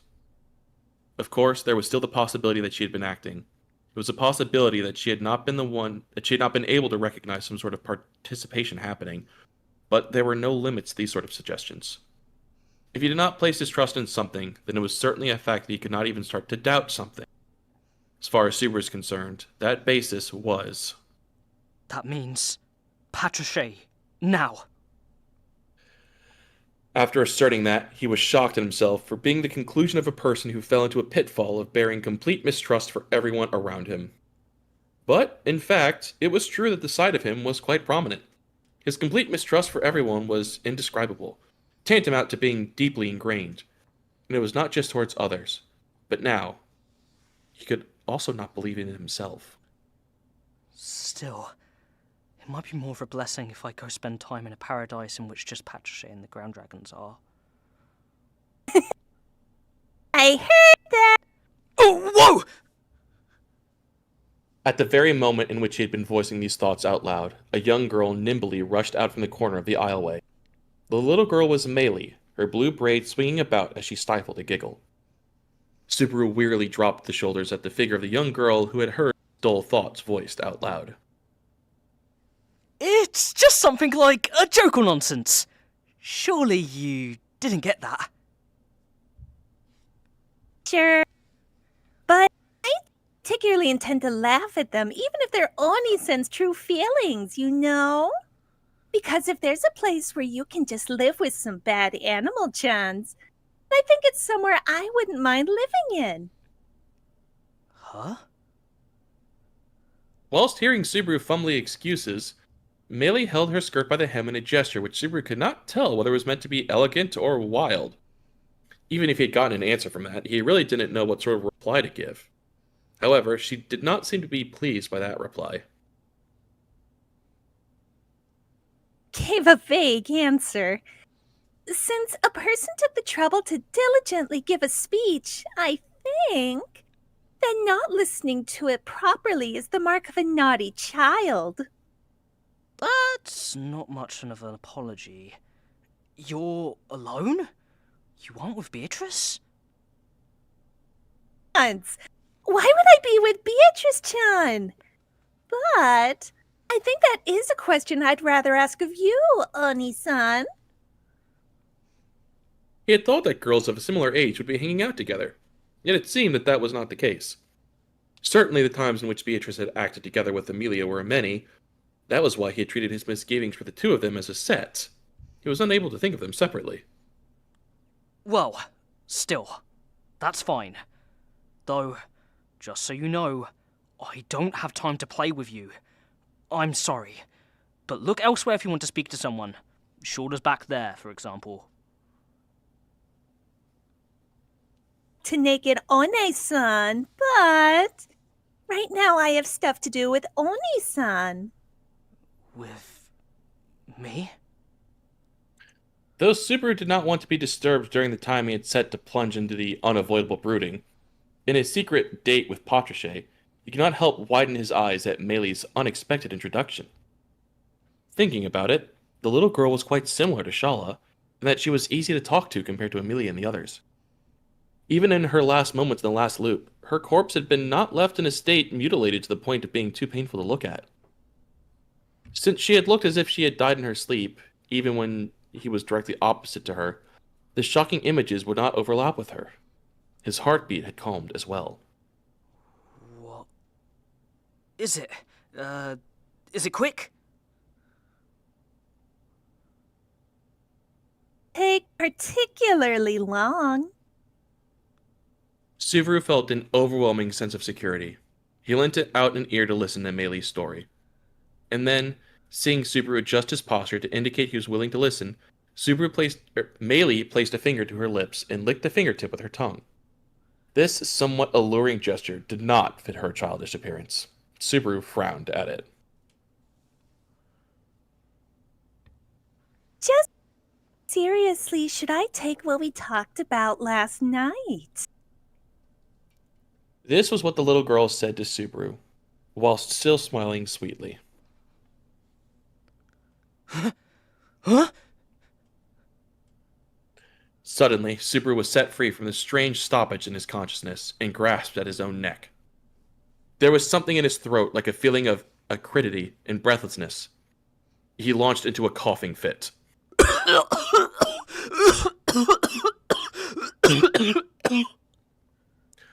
Whilst touching his throat, Subaru coughed over and over again as he relished a sensation similar to parched pain. And then, he suddenly took notice.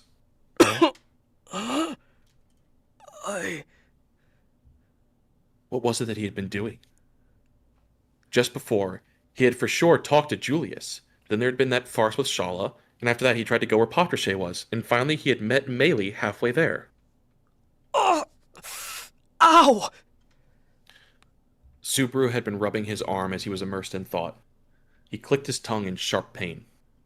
Looking down at his hand, both of his hands, a bunch of scratch marks were carved on the wrists of both his left and right hand. He realized that blood was painfully oozing out of them. What the hell is this? The wounds were relatively deep, but the wounds themselves were irregular. Them being scratch marks was not a bad guess. They could not be from a sharp blade. They were wounds which had been caused by someone digging their nails deeply into his flesh with all their might.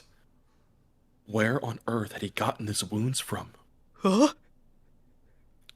Subaru surveyed his surroundings to see if there was anything he could use as a bandage while grimacing in pain.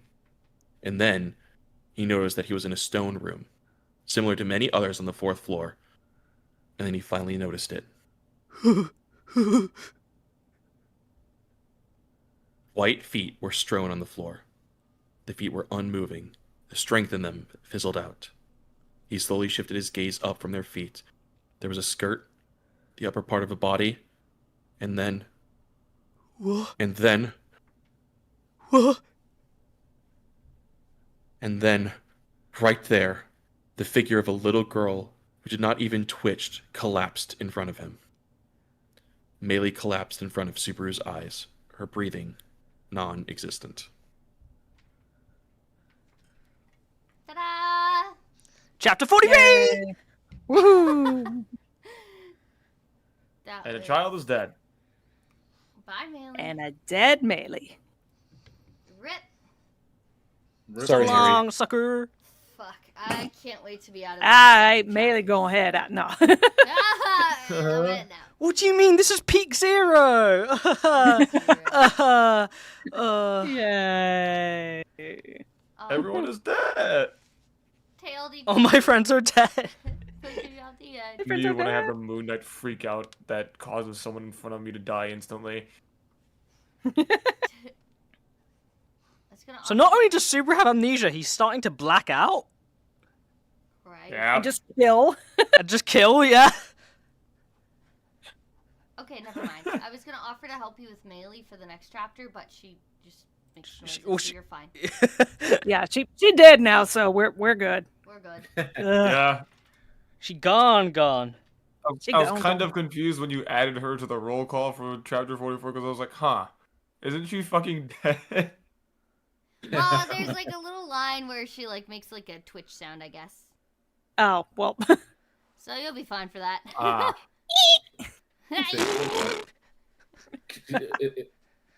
The gas is leaving the body. So, how we figured how the story's progressing so far, guys? What the fuck's going on? Yeah. I could say I did not pick up on the perspective break that happened here the first time I Yes. it's- Yeah. Yeah. I was Um, just kind of flabbergasted. If I Mhm. wasn't skim reading, I probably wouldn't have got through this part. Like, I totally get why people left for a little bit when this was coming out live. They did? Some Yeah. yeah, did, people There were was, like, a- very angry when Arc 6 was getting initially released. these Oh, chapters were yeah, not yeah. popular. I did not know it was explicitly this chapter. Well, like It was this section. Yeah. It's this section of This the section story. is also our lowest performing too. Yeah. Yeah. hmm Rightly so. It's this. Oh, it's one thing. Once we're done this, it's easier to binge through. Like I scanned read this section. Because the thing No, is no one likes Amnesia Baru. no. No. Because the thing is, this sucks, but you need this for what's going to happen. So it's unavoidable. Unfortunately. It feels frustrating to read because the perspective character is now just missing what you should have already seen. So the Mhm. reader is left in the dark as much as Subaru is, Yeah. even more so than normal. Mm-hmm. Which just is obviously like it's a weird thing where it simultaneously builds all of the tension for Amnesia Baru because he's constantly on edge on who's going to betray him and who's trying to kill him. But for the audience, you're like, what the fuck? What do you mean? Everyone's fine. Like, everyone, bro, just talk to them, bro. And Yeah. he is just constantly freaking out. He literally just broke Julius's heart in that chapter. Like he finished off any true friendship feelings between him and Julius. That's what he just did. Mhm. Yeah, and then he just moved on. He was like, well, that wasn't the one. Okay, moving Oh, on. that didn't care. Oh man, I kind of feel bad for that. He looked really sad. He looked pretty... Oh, well, okay. So it wasn't him, I think. And he's starting to blame his circumstances on like his previous self too. He's trying like, what did you do to set me up in this such shitty position? Like, what are you doing? There's some confusion in the chat regarding how that chapter ended. So just to give some perspective, he's talking with Meili. She says, did you really mean what we talked about last night? And then when he starts to listen in, he basically blacks out, fades away. He doesn't know what happens, but he suddenly wakes up and He's over her. well, yeah, he's over her as she's splayed out on the floor and she's choking. And his beneath him arms are with covered the- in scratch wounds. Yeah, scratch wounds from sharp nails. Literally a Moon Knight blackout. So he doesn't know what happened either. Yeah, he has no clue what's going on. Yeah, literally zero. Murder! Murder. Just a bit. He was the Just a culprit bit. all along. It was actually Natsuki Subaru. I did it. He's the I one did that me. killed Oh, I was everyone. the killer. I was the killer the entire time. Natsuki Subaru beheaded Can you- Subaru Natsuki's head. Can you imagine if this was actually the start of the story and the whole concept before was actually the previous Subaru was like a serial killer or something? And so Hey, you never know. You never know. You never know. I You can't never imagine saw how that. Arc 1 Subaru got here. That's true. It could have been before Arc 1. He could have just murdered a bunch of people. Murder. I also Murder. I never noticed that all of like the weird inappropriate things Meili does for her age like are actually just her influence from Elsa. Yes. And Yeah. probably the person that taught her as Yeah. well. Yes. Who we'll learn about in the future. Mama. That's a good guess, Chilled. That's a really good guess about the witch factor incompatibility making his mind go a little crazy. Yeah, that is potential. I mean, like, it's also a kind of thing of like like miasma too, right? Like probably making him go kooky too, like, and then that could potentially be a factor. It's kind of like because he He's always gets also this already like losing dark his mind. feeling in his chest whenever he gets like a new one, right? So Yeah.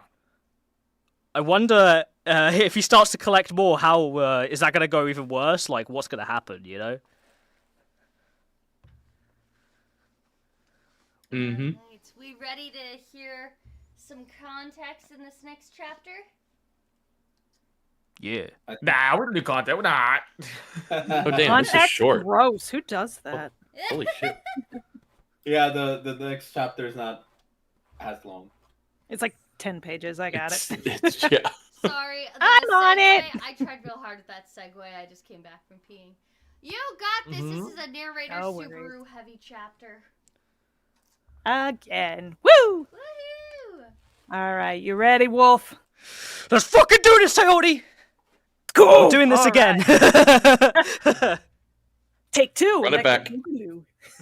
Rewind time. All right. Arc 6, Chapter 44, Medal of Blood.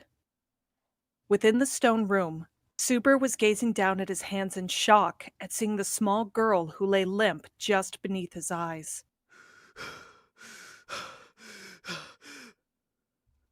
He could not understand what had just happened.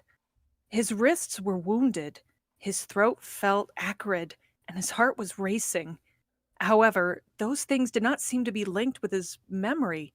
He could only think of them was like glitches that had been born within the voids of his mind.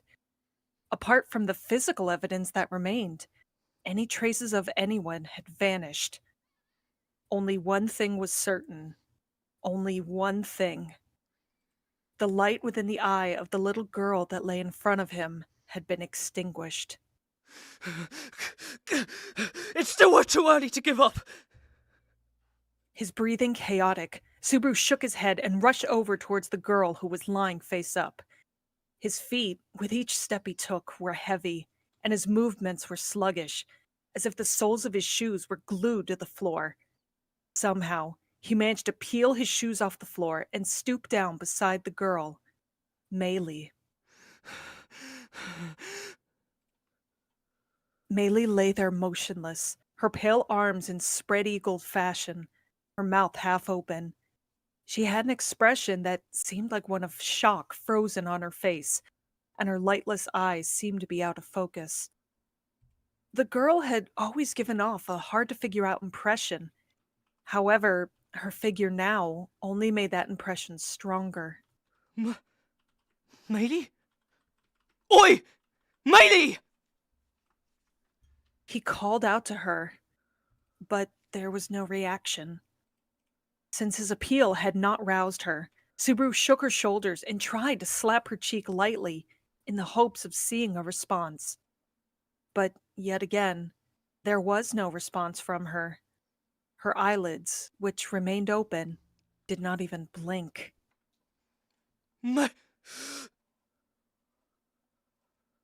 Stopping himself, Subaru took a deep breath and decided that he would try to resuscitate her using what he recalled.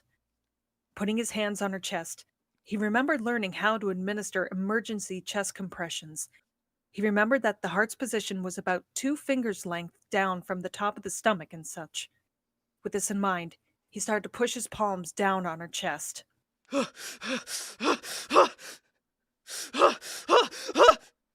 Maylee! Hey! Maylee! Fuck! There was no reply. With a pale face, her body feebly shook.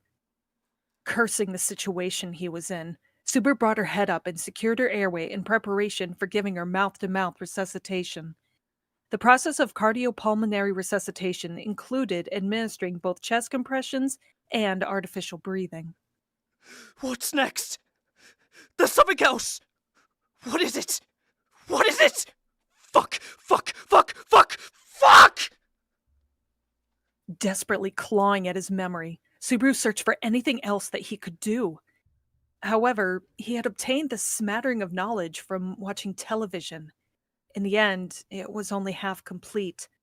The more desperately he tried to resuscitate her, the more Subaru's arms succumbed to fatigue, the more it started to feel like a fruitless attempt.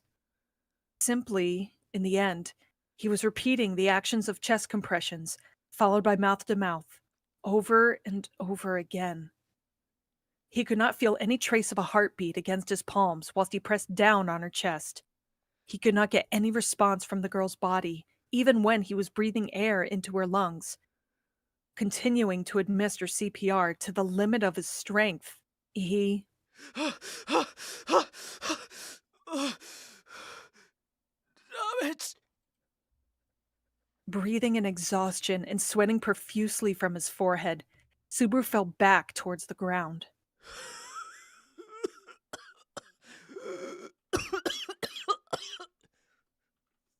Fuck! Fuck!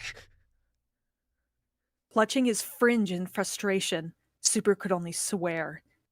Meili had not shown any signs of breathing. His first impression had been correct. The light within this little girl's eyes would never shine again. Meili had died. Ruthlessly, fate had snatched away this young girl's life so cruelly. Such an expression was mere consolation and was not suitable in this place. It had not been fate that had killed her. She had been murdered by someone. Meili's neck was blemished by a series of bluish-black bruises, serving as proof. Catching his breath and filled with regret, Subaru looked towards his hands. Until now, both of those hands had been used in an attempt to save Meili's life. On his wrists, both his left and his right, there were numerous amounts of scratches grooved into them as if done by fingernails. Quite entirely, as if someone had scratched and clawed at them with all their might, as if it was a life and death situation. He was not so ignorant to not understand what it meant.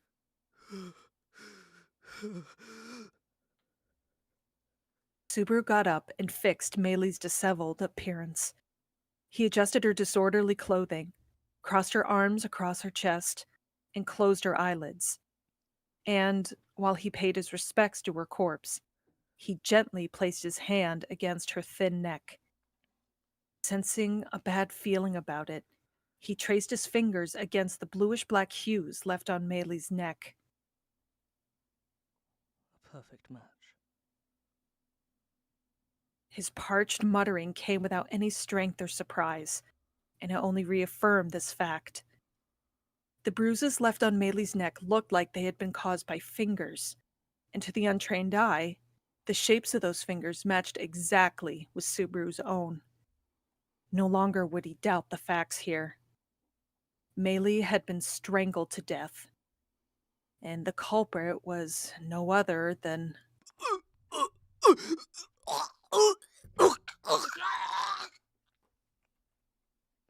As soon as he realized this fact, the feeling of wanting to vomit ran up Subaru's throat. He turned his face quickly and rolled to the side, so he could avoid befouling Meili's body. Subaru's breakfast had been in his stomach for only a short while, and that was what came out. Emptying his stomach's contents onto the floor, Subaru vomited until his stomach was completely empty. I'm really done puking. Wiping his mouth with his sleeve, Subaru mocked himself. In fact, remembering how many times he had vomited now was something he was unable to do. This may have been the first time today, but last time it had been today, it had happened a terrible amount of times. He felt that, as of now, he would not be able to stomach any food anymore. Subaru felt like apologizing with all his heart to all the farmers around the country. His mind would likely crack and break into little pieces if he were not conscious of thinking such absurd thoughts.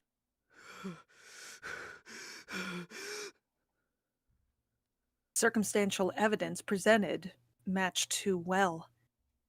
There had been 2 people in the room, and the bruises on Meili's neck matched Subaru's fingers.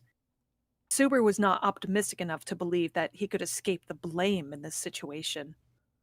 He did not even think someone had framed him.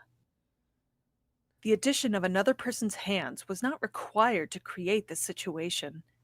If someone had framed him here, then this place transcended all known dimensions. If hands were needed to create this nightmare, then only 2 were necessary. Since Natsuki Subaru possessed 2 arms, then surely that was enough? I don't understand the meaning of this. Having accepted this reality head-on, Subaru put his lack of understanding into words.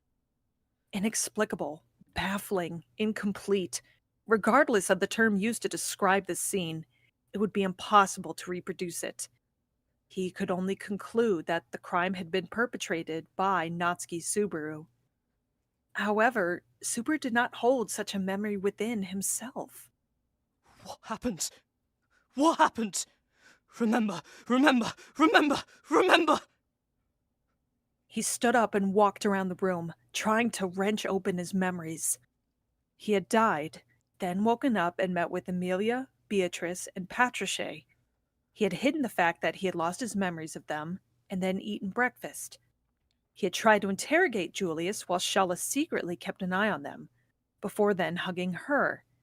Then he came across Meili in the corridor. Finally, Meili had stated she had some business with him, and wanted to talk to him about something. Last night. She mentioned something. Last night. Frowning at his vague memories, Subaru ruminated over Meili's words. However, shortly after she had tried to talk about it, Subaru had slipped out of consciousness. The words she had uttered had shattered into 1,000 pieces, just like the thoughts one could get on the verge of falling asleep. Night. I was asked about the night. Of that I'm sure. Before I woke up. Or before I went to bed. Either way, she asked me about the one. Or the other. And then... From there, he did not know anymore. The only thing he could fathom about the contents of what Meili had asked Subaru was that it was related to his evening excursion, something he too wanted to know about. Amelia and such had told him that, this morning, Subaru had been found collapsed in the library. Subaru's behavior during the night, before he had collapsed, was completely unknown to him. At least now there was no doubt that the incident was related to his memory loss. And surely Meili remembered what Subaru had forgotten. There happened to be some connection. Of that there was no mistake. She's dead. And I strangled her? Why did I do such a thing? Looking down at both of his hands, although not present in his memories, he felt that it revived a raw sensation in his palms. Both arms had squeezed her neck until the girl's breath had stopped. There was evidence on his wrist that showed that Meili had desperately tried to resist. If he looked carefully, there was blood left in Meili's fingernails, the evidence of a fight. Very deep fingernail marks had been left there on his arms. He could not help but feel like this had been the echo of a deep-seated resentment that the little girl had left behind. Subaru's thinking had been gripped by the reins of delusion, and suddenly he let out a hoarse gasp. He had gasped as if he had been taken aback by something, the cause being his arm. The wounds at the vicinity of his wrists were not that which he was staring at. He was looking at his right hand's fingernails. Just like Meili, his fingernails were jam-packed with blood and flakes of skin, as if he had scratched someone.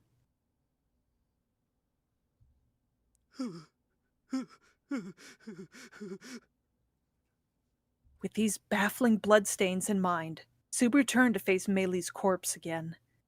Showing respect to her death, he had fixed up her disheveled appearance. It was not of great consolation, but except for bluish-black bruises on her neck, the little girl's corpse still looked as cute as she did in life. At least, there were no traces of any fingernail scars visible on her body. Subaru's fingernails were unkempt and hideous, and there were no traces of such pitiful gouge marks on her body. Then the remains of skin and blood left stuffed inside his nails. What were these vestiges of harmful intent? No way. He looked down at the arm that had been hurting him. Subaru's lips quivered as he got a bad feeling about it. Fresh in his mind was the fact that, from the elbow of his right arm, there was a grotesque black coloration to it. but it had been his left arm that was throbbing in pain. Subaru started to slowly roll up his sleeve, all the way up to the pit of his elbow, where the source of the pain was coming from. He felt the fabric trying to stick to his arm, dried blood peeling off as he continued to unroll his sleeve. Taking a sharp breath, Subaru finished rolling his sleeves all the way to his shoulder. There he saw his own left arm bleeding quite a bit, and Subaru let out the breath he had taken.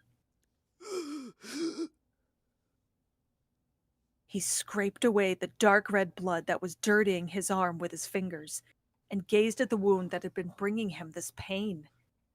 As he had imagined, there were scratches in his skin, as if it had been carved by his own right hand.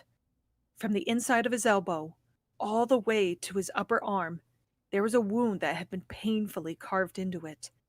However, it was not merely just an ordinary wound. There were characters. Carved there on his flesh by fingernails were some crudely etched characters. Engraved there, it said, Natsuki Subaru was here. It was as if his breath had been knocked out of him. Subaru wiped the scar left on his left arm with his fingers to see if he had been mistaken. Over and over again. Once the flow of blood had stopped, he rubbed the wound once more and confirmed it. There was no other way of reading it. No matter how he looked at it, it was written as, Natsuki Subaru was here. The handwriting was messy, written in Japanese, and said, Natsuki Subaru was here. It was easy to understand. It was a very easy to understand self-assertion.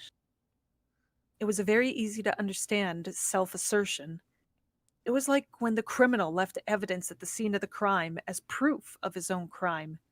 Leaving behind the name had clearly conveyed who had committed this crime.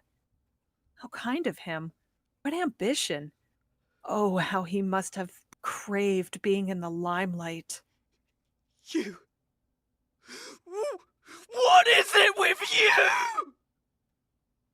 In the face of such unacceptable facts, Subaru's voice shook as he shouted out in grief, shaking his left arm and keeping it far away from him whilst turning his face away from it. His feet ended up getting tangled. He fell flat on his backside. Subaru's left arm hit the floor and his teeth clattered together.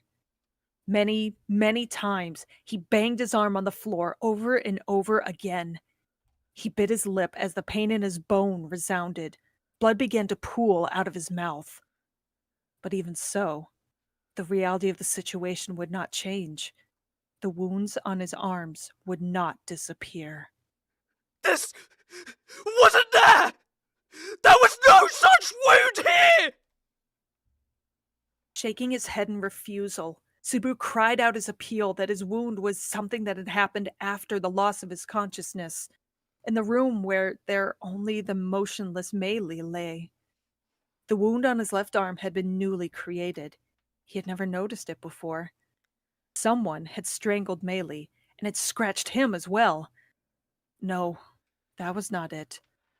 No, that was absolutely wrong. It was all wrong. Admit it. Understand it. He ought to know. It had not been someone else. It had not been performed by another being. This crime had been committed by Natsuki Subaru. It had not been Subaru. It had been Natsuki Subaru, who had killed Meili and carved this medal in his arm to show off his achievement.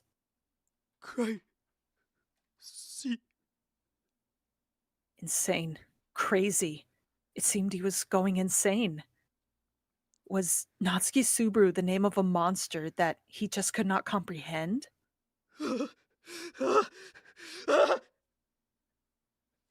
This was not the first time Subaru had held great distrust of Natsuki Subaru.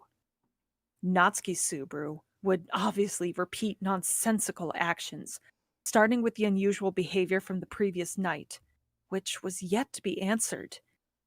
When he had questioned Julius, he had heard of his misdeeds with Echidna from him, and how those actions had driven Julius into some sort of mental anguish.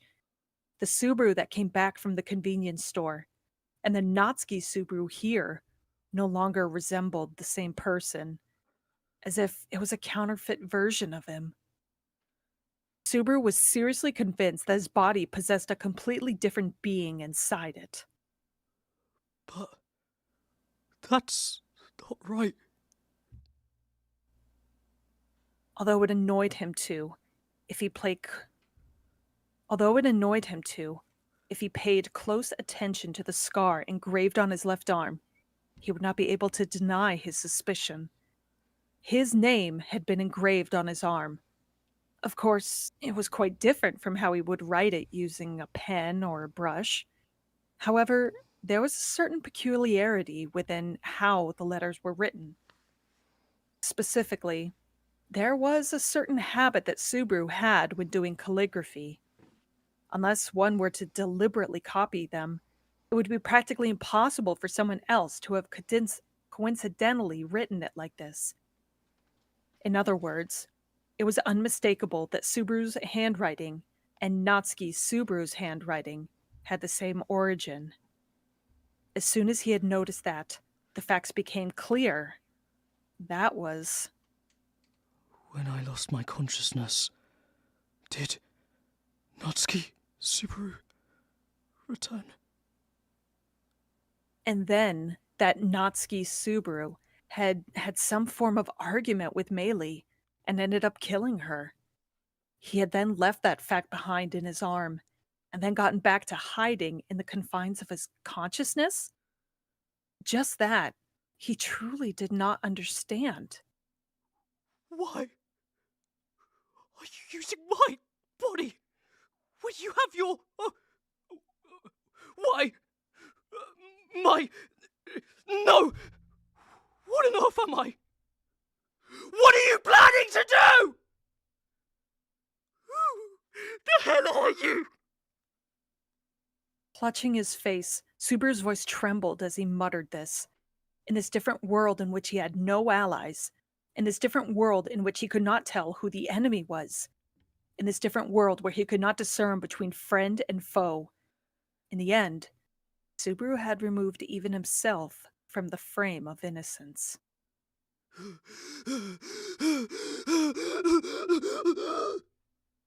He was staggering around, barely able to keep upright as the feeling of anxiety overwhelmed his heart.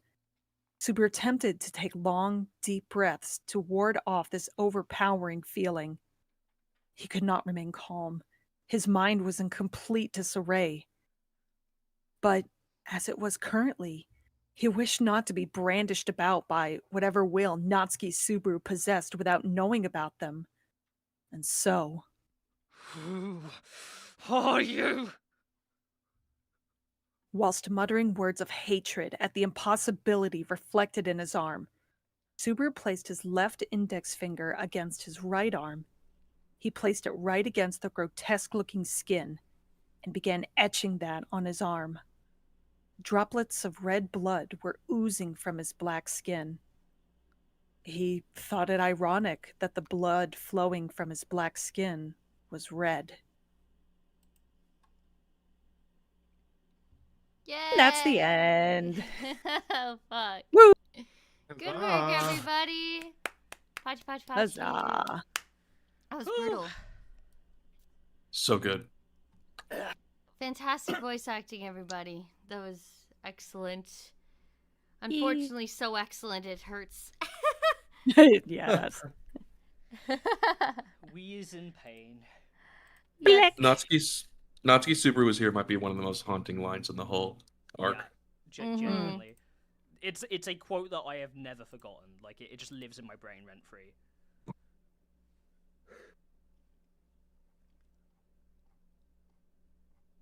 So damn good. We're all silent. So damn good. Yeah, I mean, it's a lot to take in. Yeah. Mm. How y'all doing at home? Ugh. I saw a few people saying, "Oh, I finally caught my first live," and I'm like, "Oh Oh no." god, why this one? Oh, Welcome to the shit this show. one. Oh. Now he trusts Patrash more than he trusts himself. This is one of like the few stories that has genuinely shown like a character going crazy, and I feel like kind of represented it in a meaningful way. Do you know what I mean? Mm-hmm. Like, Yeah. he is genuinely starting to dissociate and not understand what's going on. He's getting so confused, and he's screaming, he's crying, he's throwing up, he's terrified of himself. It's like, oh my god. Take a shot every time he pukes. Fuck. I mean, he Don't starts do hurting that. himself at No, the end there. do not. Shot of water. There. Yes. Shot of do that. water. We know the Subaru from before would like hit himself sometimes, right? But I don't think we've ever seen anything like him hurting himself by drawing blood like this before. It's terrible. Yeah. On screen, no. Well, I guess other than the tomb. Yeah. Yeah, other than the tomb. Yeah, that was a consequence of the second trial, though. The draft says Natsuki Subaru equals Flugel. In Shala's Interesting eyes, theory. maybe. In Shawla's dreams. It's in her Shala's nose, dream. isn't it? That she smells him as the same person? Yeah. Yeah. Not the Yes. face, the smell. She's like, oh, I don't particularly understand what people look like, and I don't really remember, but you smell exactly like him, so you're master. Master! You smell like him, so That, you're completely that the same. moment with Shawla was incredibly wholesome, and I was like, oh, that's really sweet, and then, murder! Yeah. She ruined it first my by trying to God. kiss him. Warming scene. She did. That was really fucking funny, though. Love that for her. He pushed her in the face. Goes in for a smooch and gets rejected. Oh. Poor Shala. Shawla seems like the most incompetent femcel of all time. Pencil? I was gonna say girl failure. Girl failure! failure. There's boy wonder and then there's girl failure. Ow.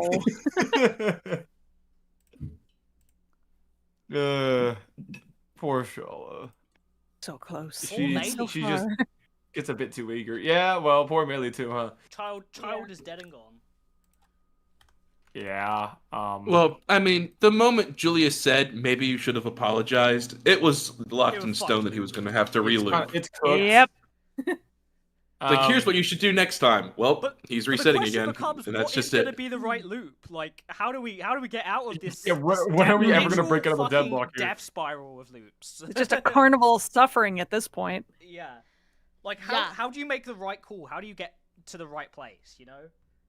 Don't wake up. Just Yeah. when you come back to at the start of the loop, just stay unconscious. Just stay asleep.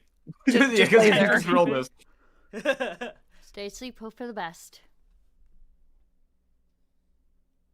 Simply hit the arc 3 where you go so insane that you go catatonic. And you vegetate. Vegetable. Veggie Subaru. Poor I was about to Shala, make a dude. suggestion, but I just remembered that that's what the gluttony if is. Oh no. Do you know what? We might actually have to do a version of the Gluttony if after we finish this arc. Of some way. Probably, yeah. That'd be fun. Discord exclusive, Ulu? It's not We published. only- It's Oh. not published yet. It's free to use. Yes. Nice! YouTube! How I be watching Shala get hugged knowing sure as hell it's not going to be in the final loop. Yup. Let my queen have something, man. Let her just give her one I dub. want her to have I mean, she something. got her one dub for this moment in a time Yeah, that but probably he's no gonna one reset. remembered. Yeah. Yeah, it's gonna be gone bye. Subaru can remember for her. It's fine. Shala's At least she'll dub get is her figures. chest size. Well, it's That's not what really that helping her, is it? She ain't getting anything. Help Subaru keep her at arm's length. To be fair. Yeah, honestly, it's not even an asset here. Subaru he freaks out more because he has a large bust. Yeah. Poor Shala. He's like, whoa, I'm It's- too it's- pure for this. It's Oh. also like a big showing of how much Subaru distrusts his previous self. That he thinks that Subaru was genuinely taking advantage of her. Yeah, not realizing she actually means someone completely different. Yeah.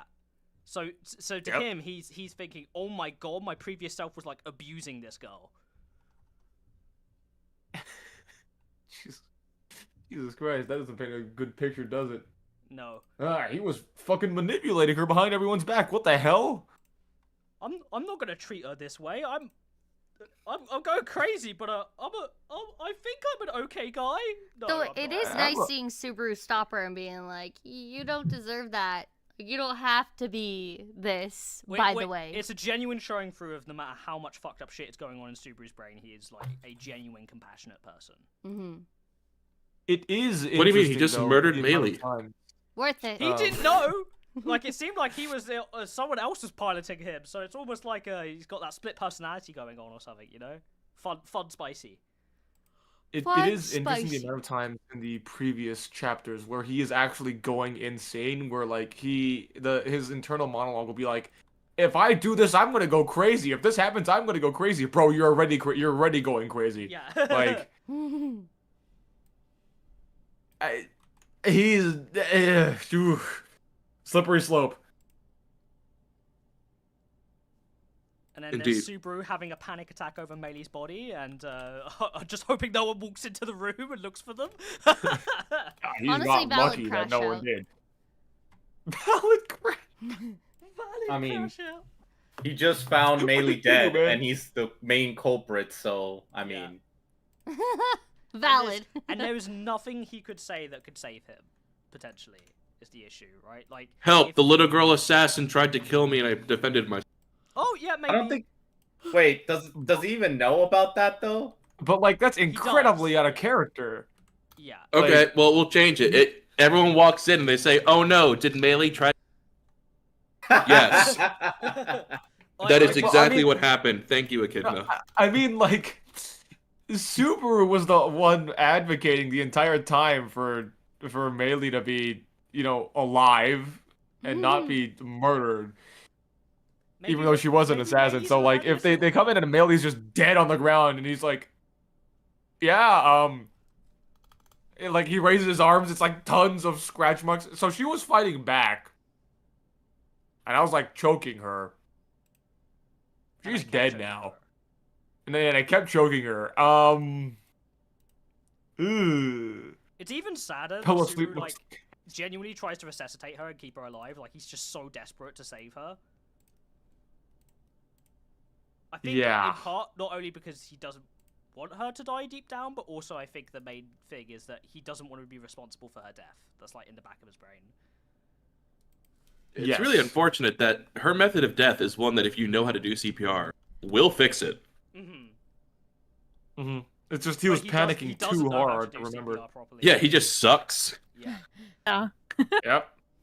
Didn't go to enough Boy Scouts lessons. They teach you that shit like frame 5. Frame 5.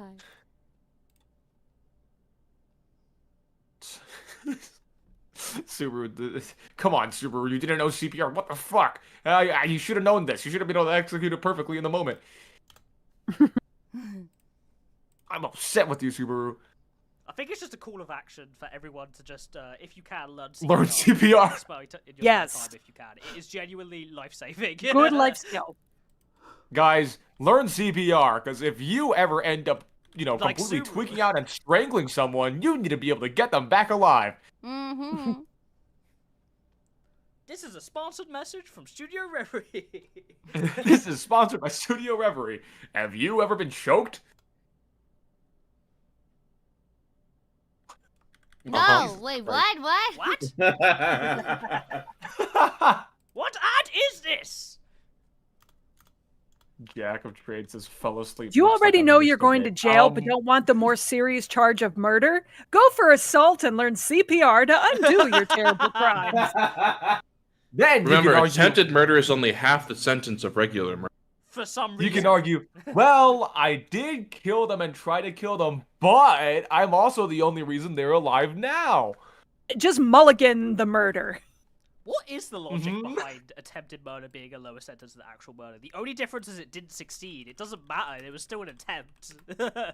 Hmm. The intent was there.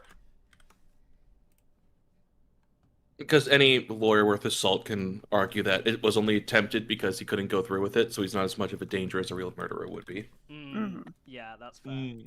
And be he brought them back rehabilitated. with CPR, so he must be a good person and shows Yeah. A truly heinous individual wouldn't have tried to save them. Look, there's hope. When you're sharing a body with a serial killer. Oh gosh. Oh, so we're gonna get like when Arc 6 comes out, we're gonna get taking Subaru to court videos. Your Legal Honor, my Eagle client reacts was to obviously ReZero. confused. It is time to discuss the crimes of Nazi watches the scene in the Subaru. anime, he's like, oh, he's fucked. Oh, he's fucked. He's fine. He's going So to while jail. he's not guilty of murder, I do have him on 115 counts of sexual assault. So there's that.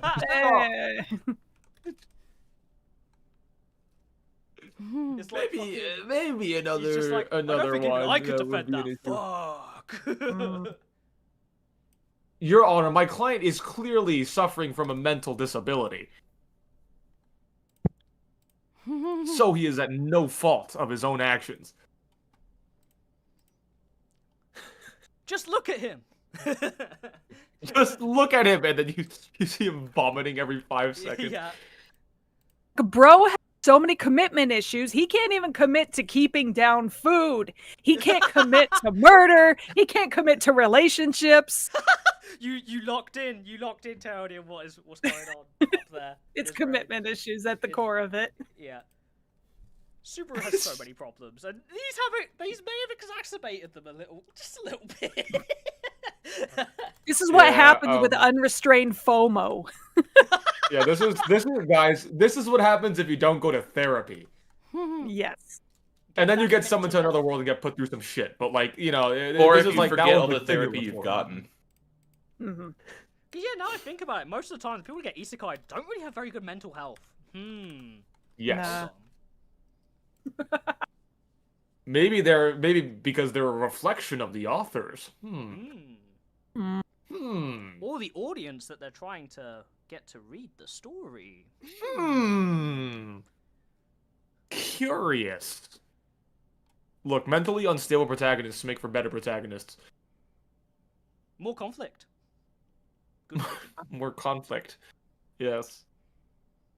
Such as, I don't know, stealing panties in Konosuba or something. Oh god. That's a mental disorder. Hey, that's an accident every time it happened.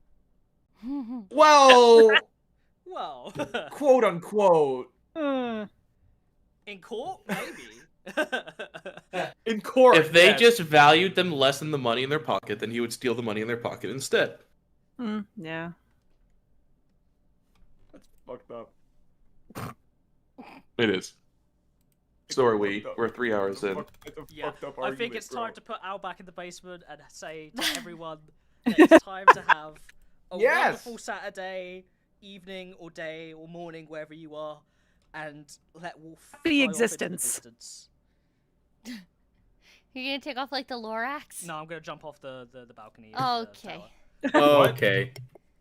Alright, Oh, thanks we for are back coming, on the everybody! Bye! I can fly! Later. Bye. Bye.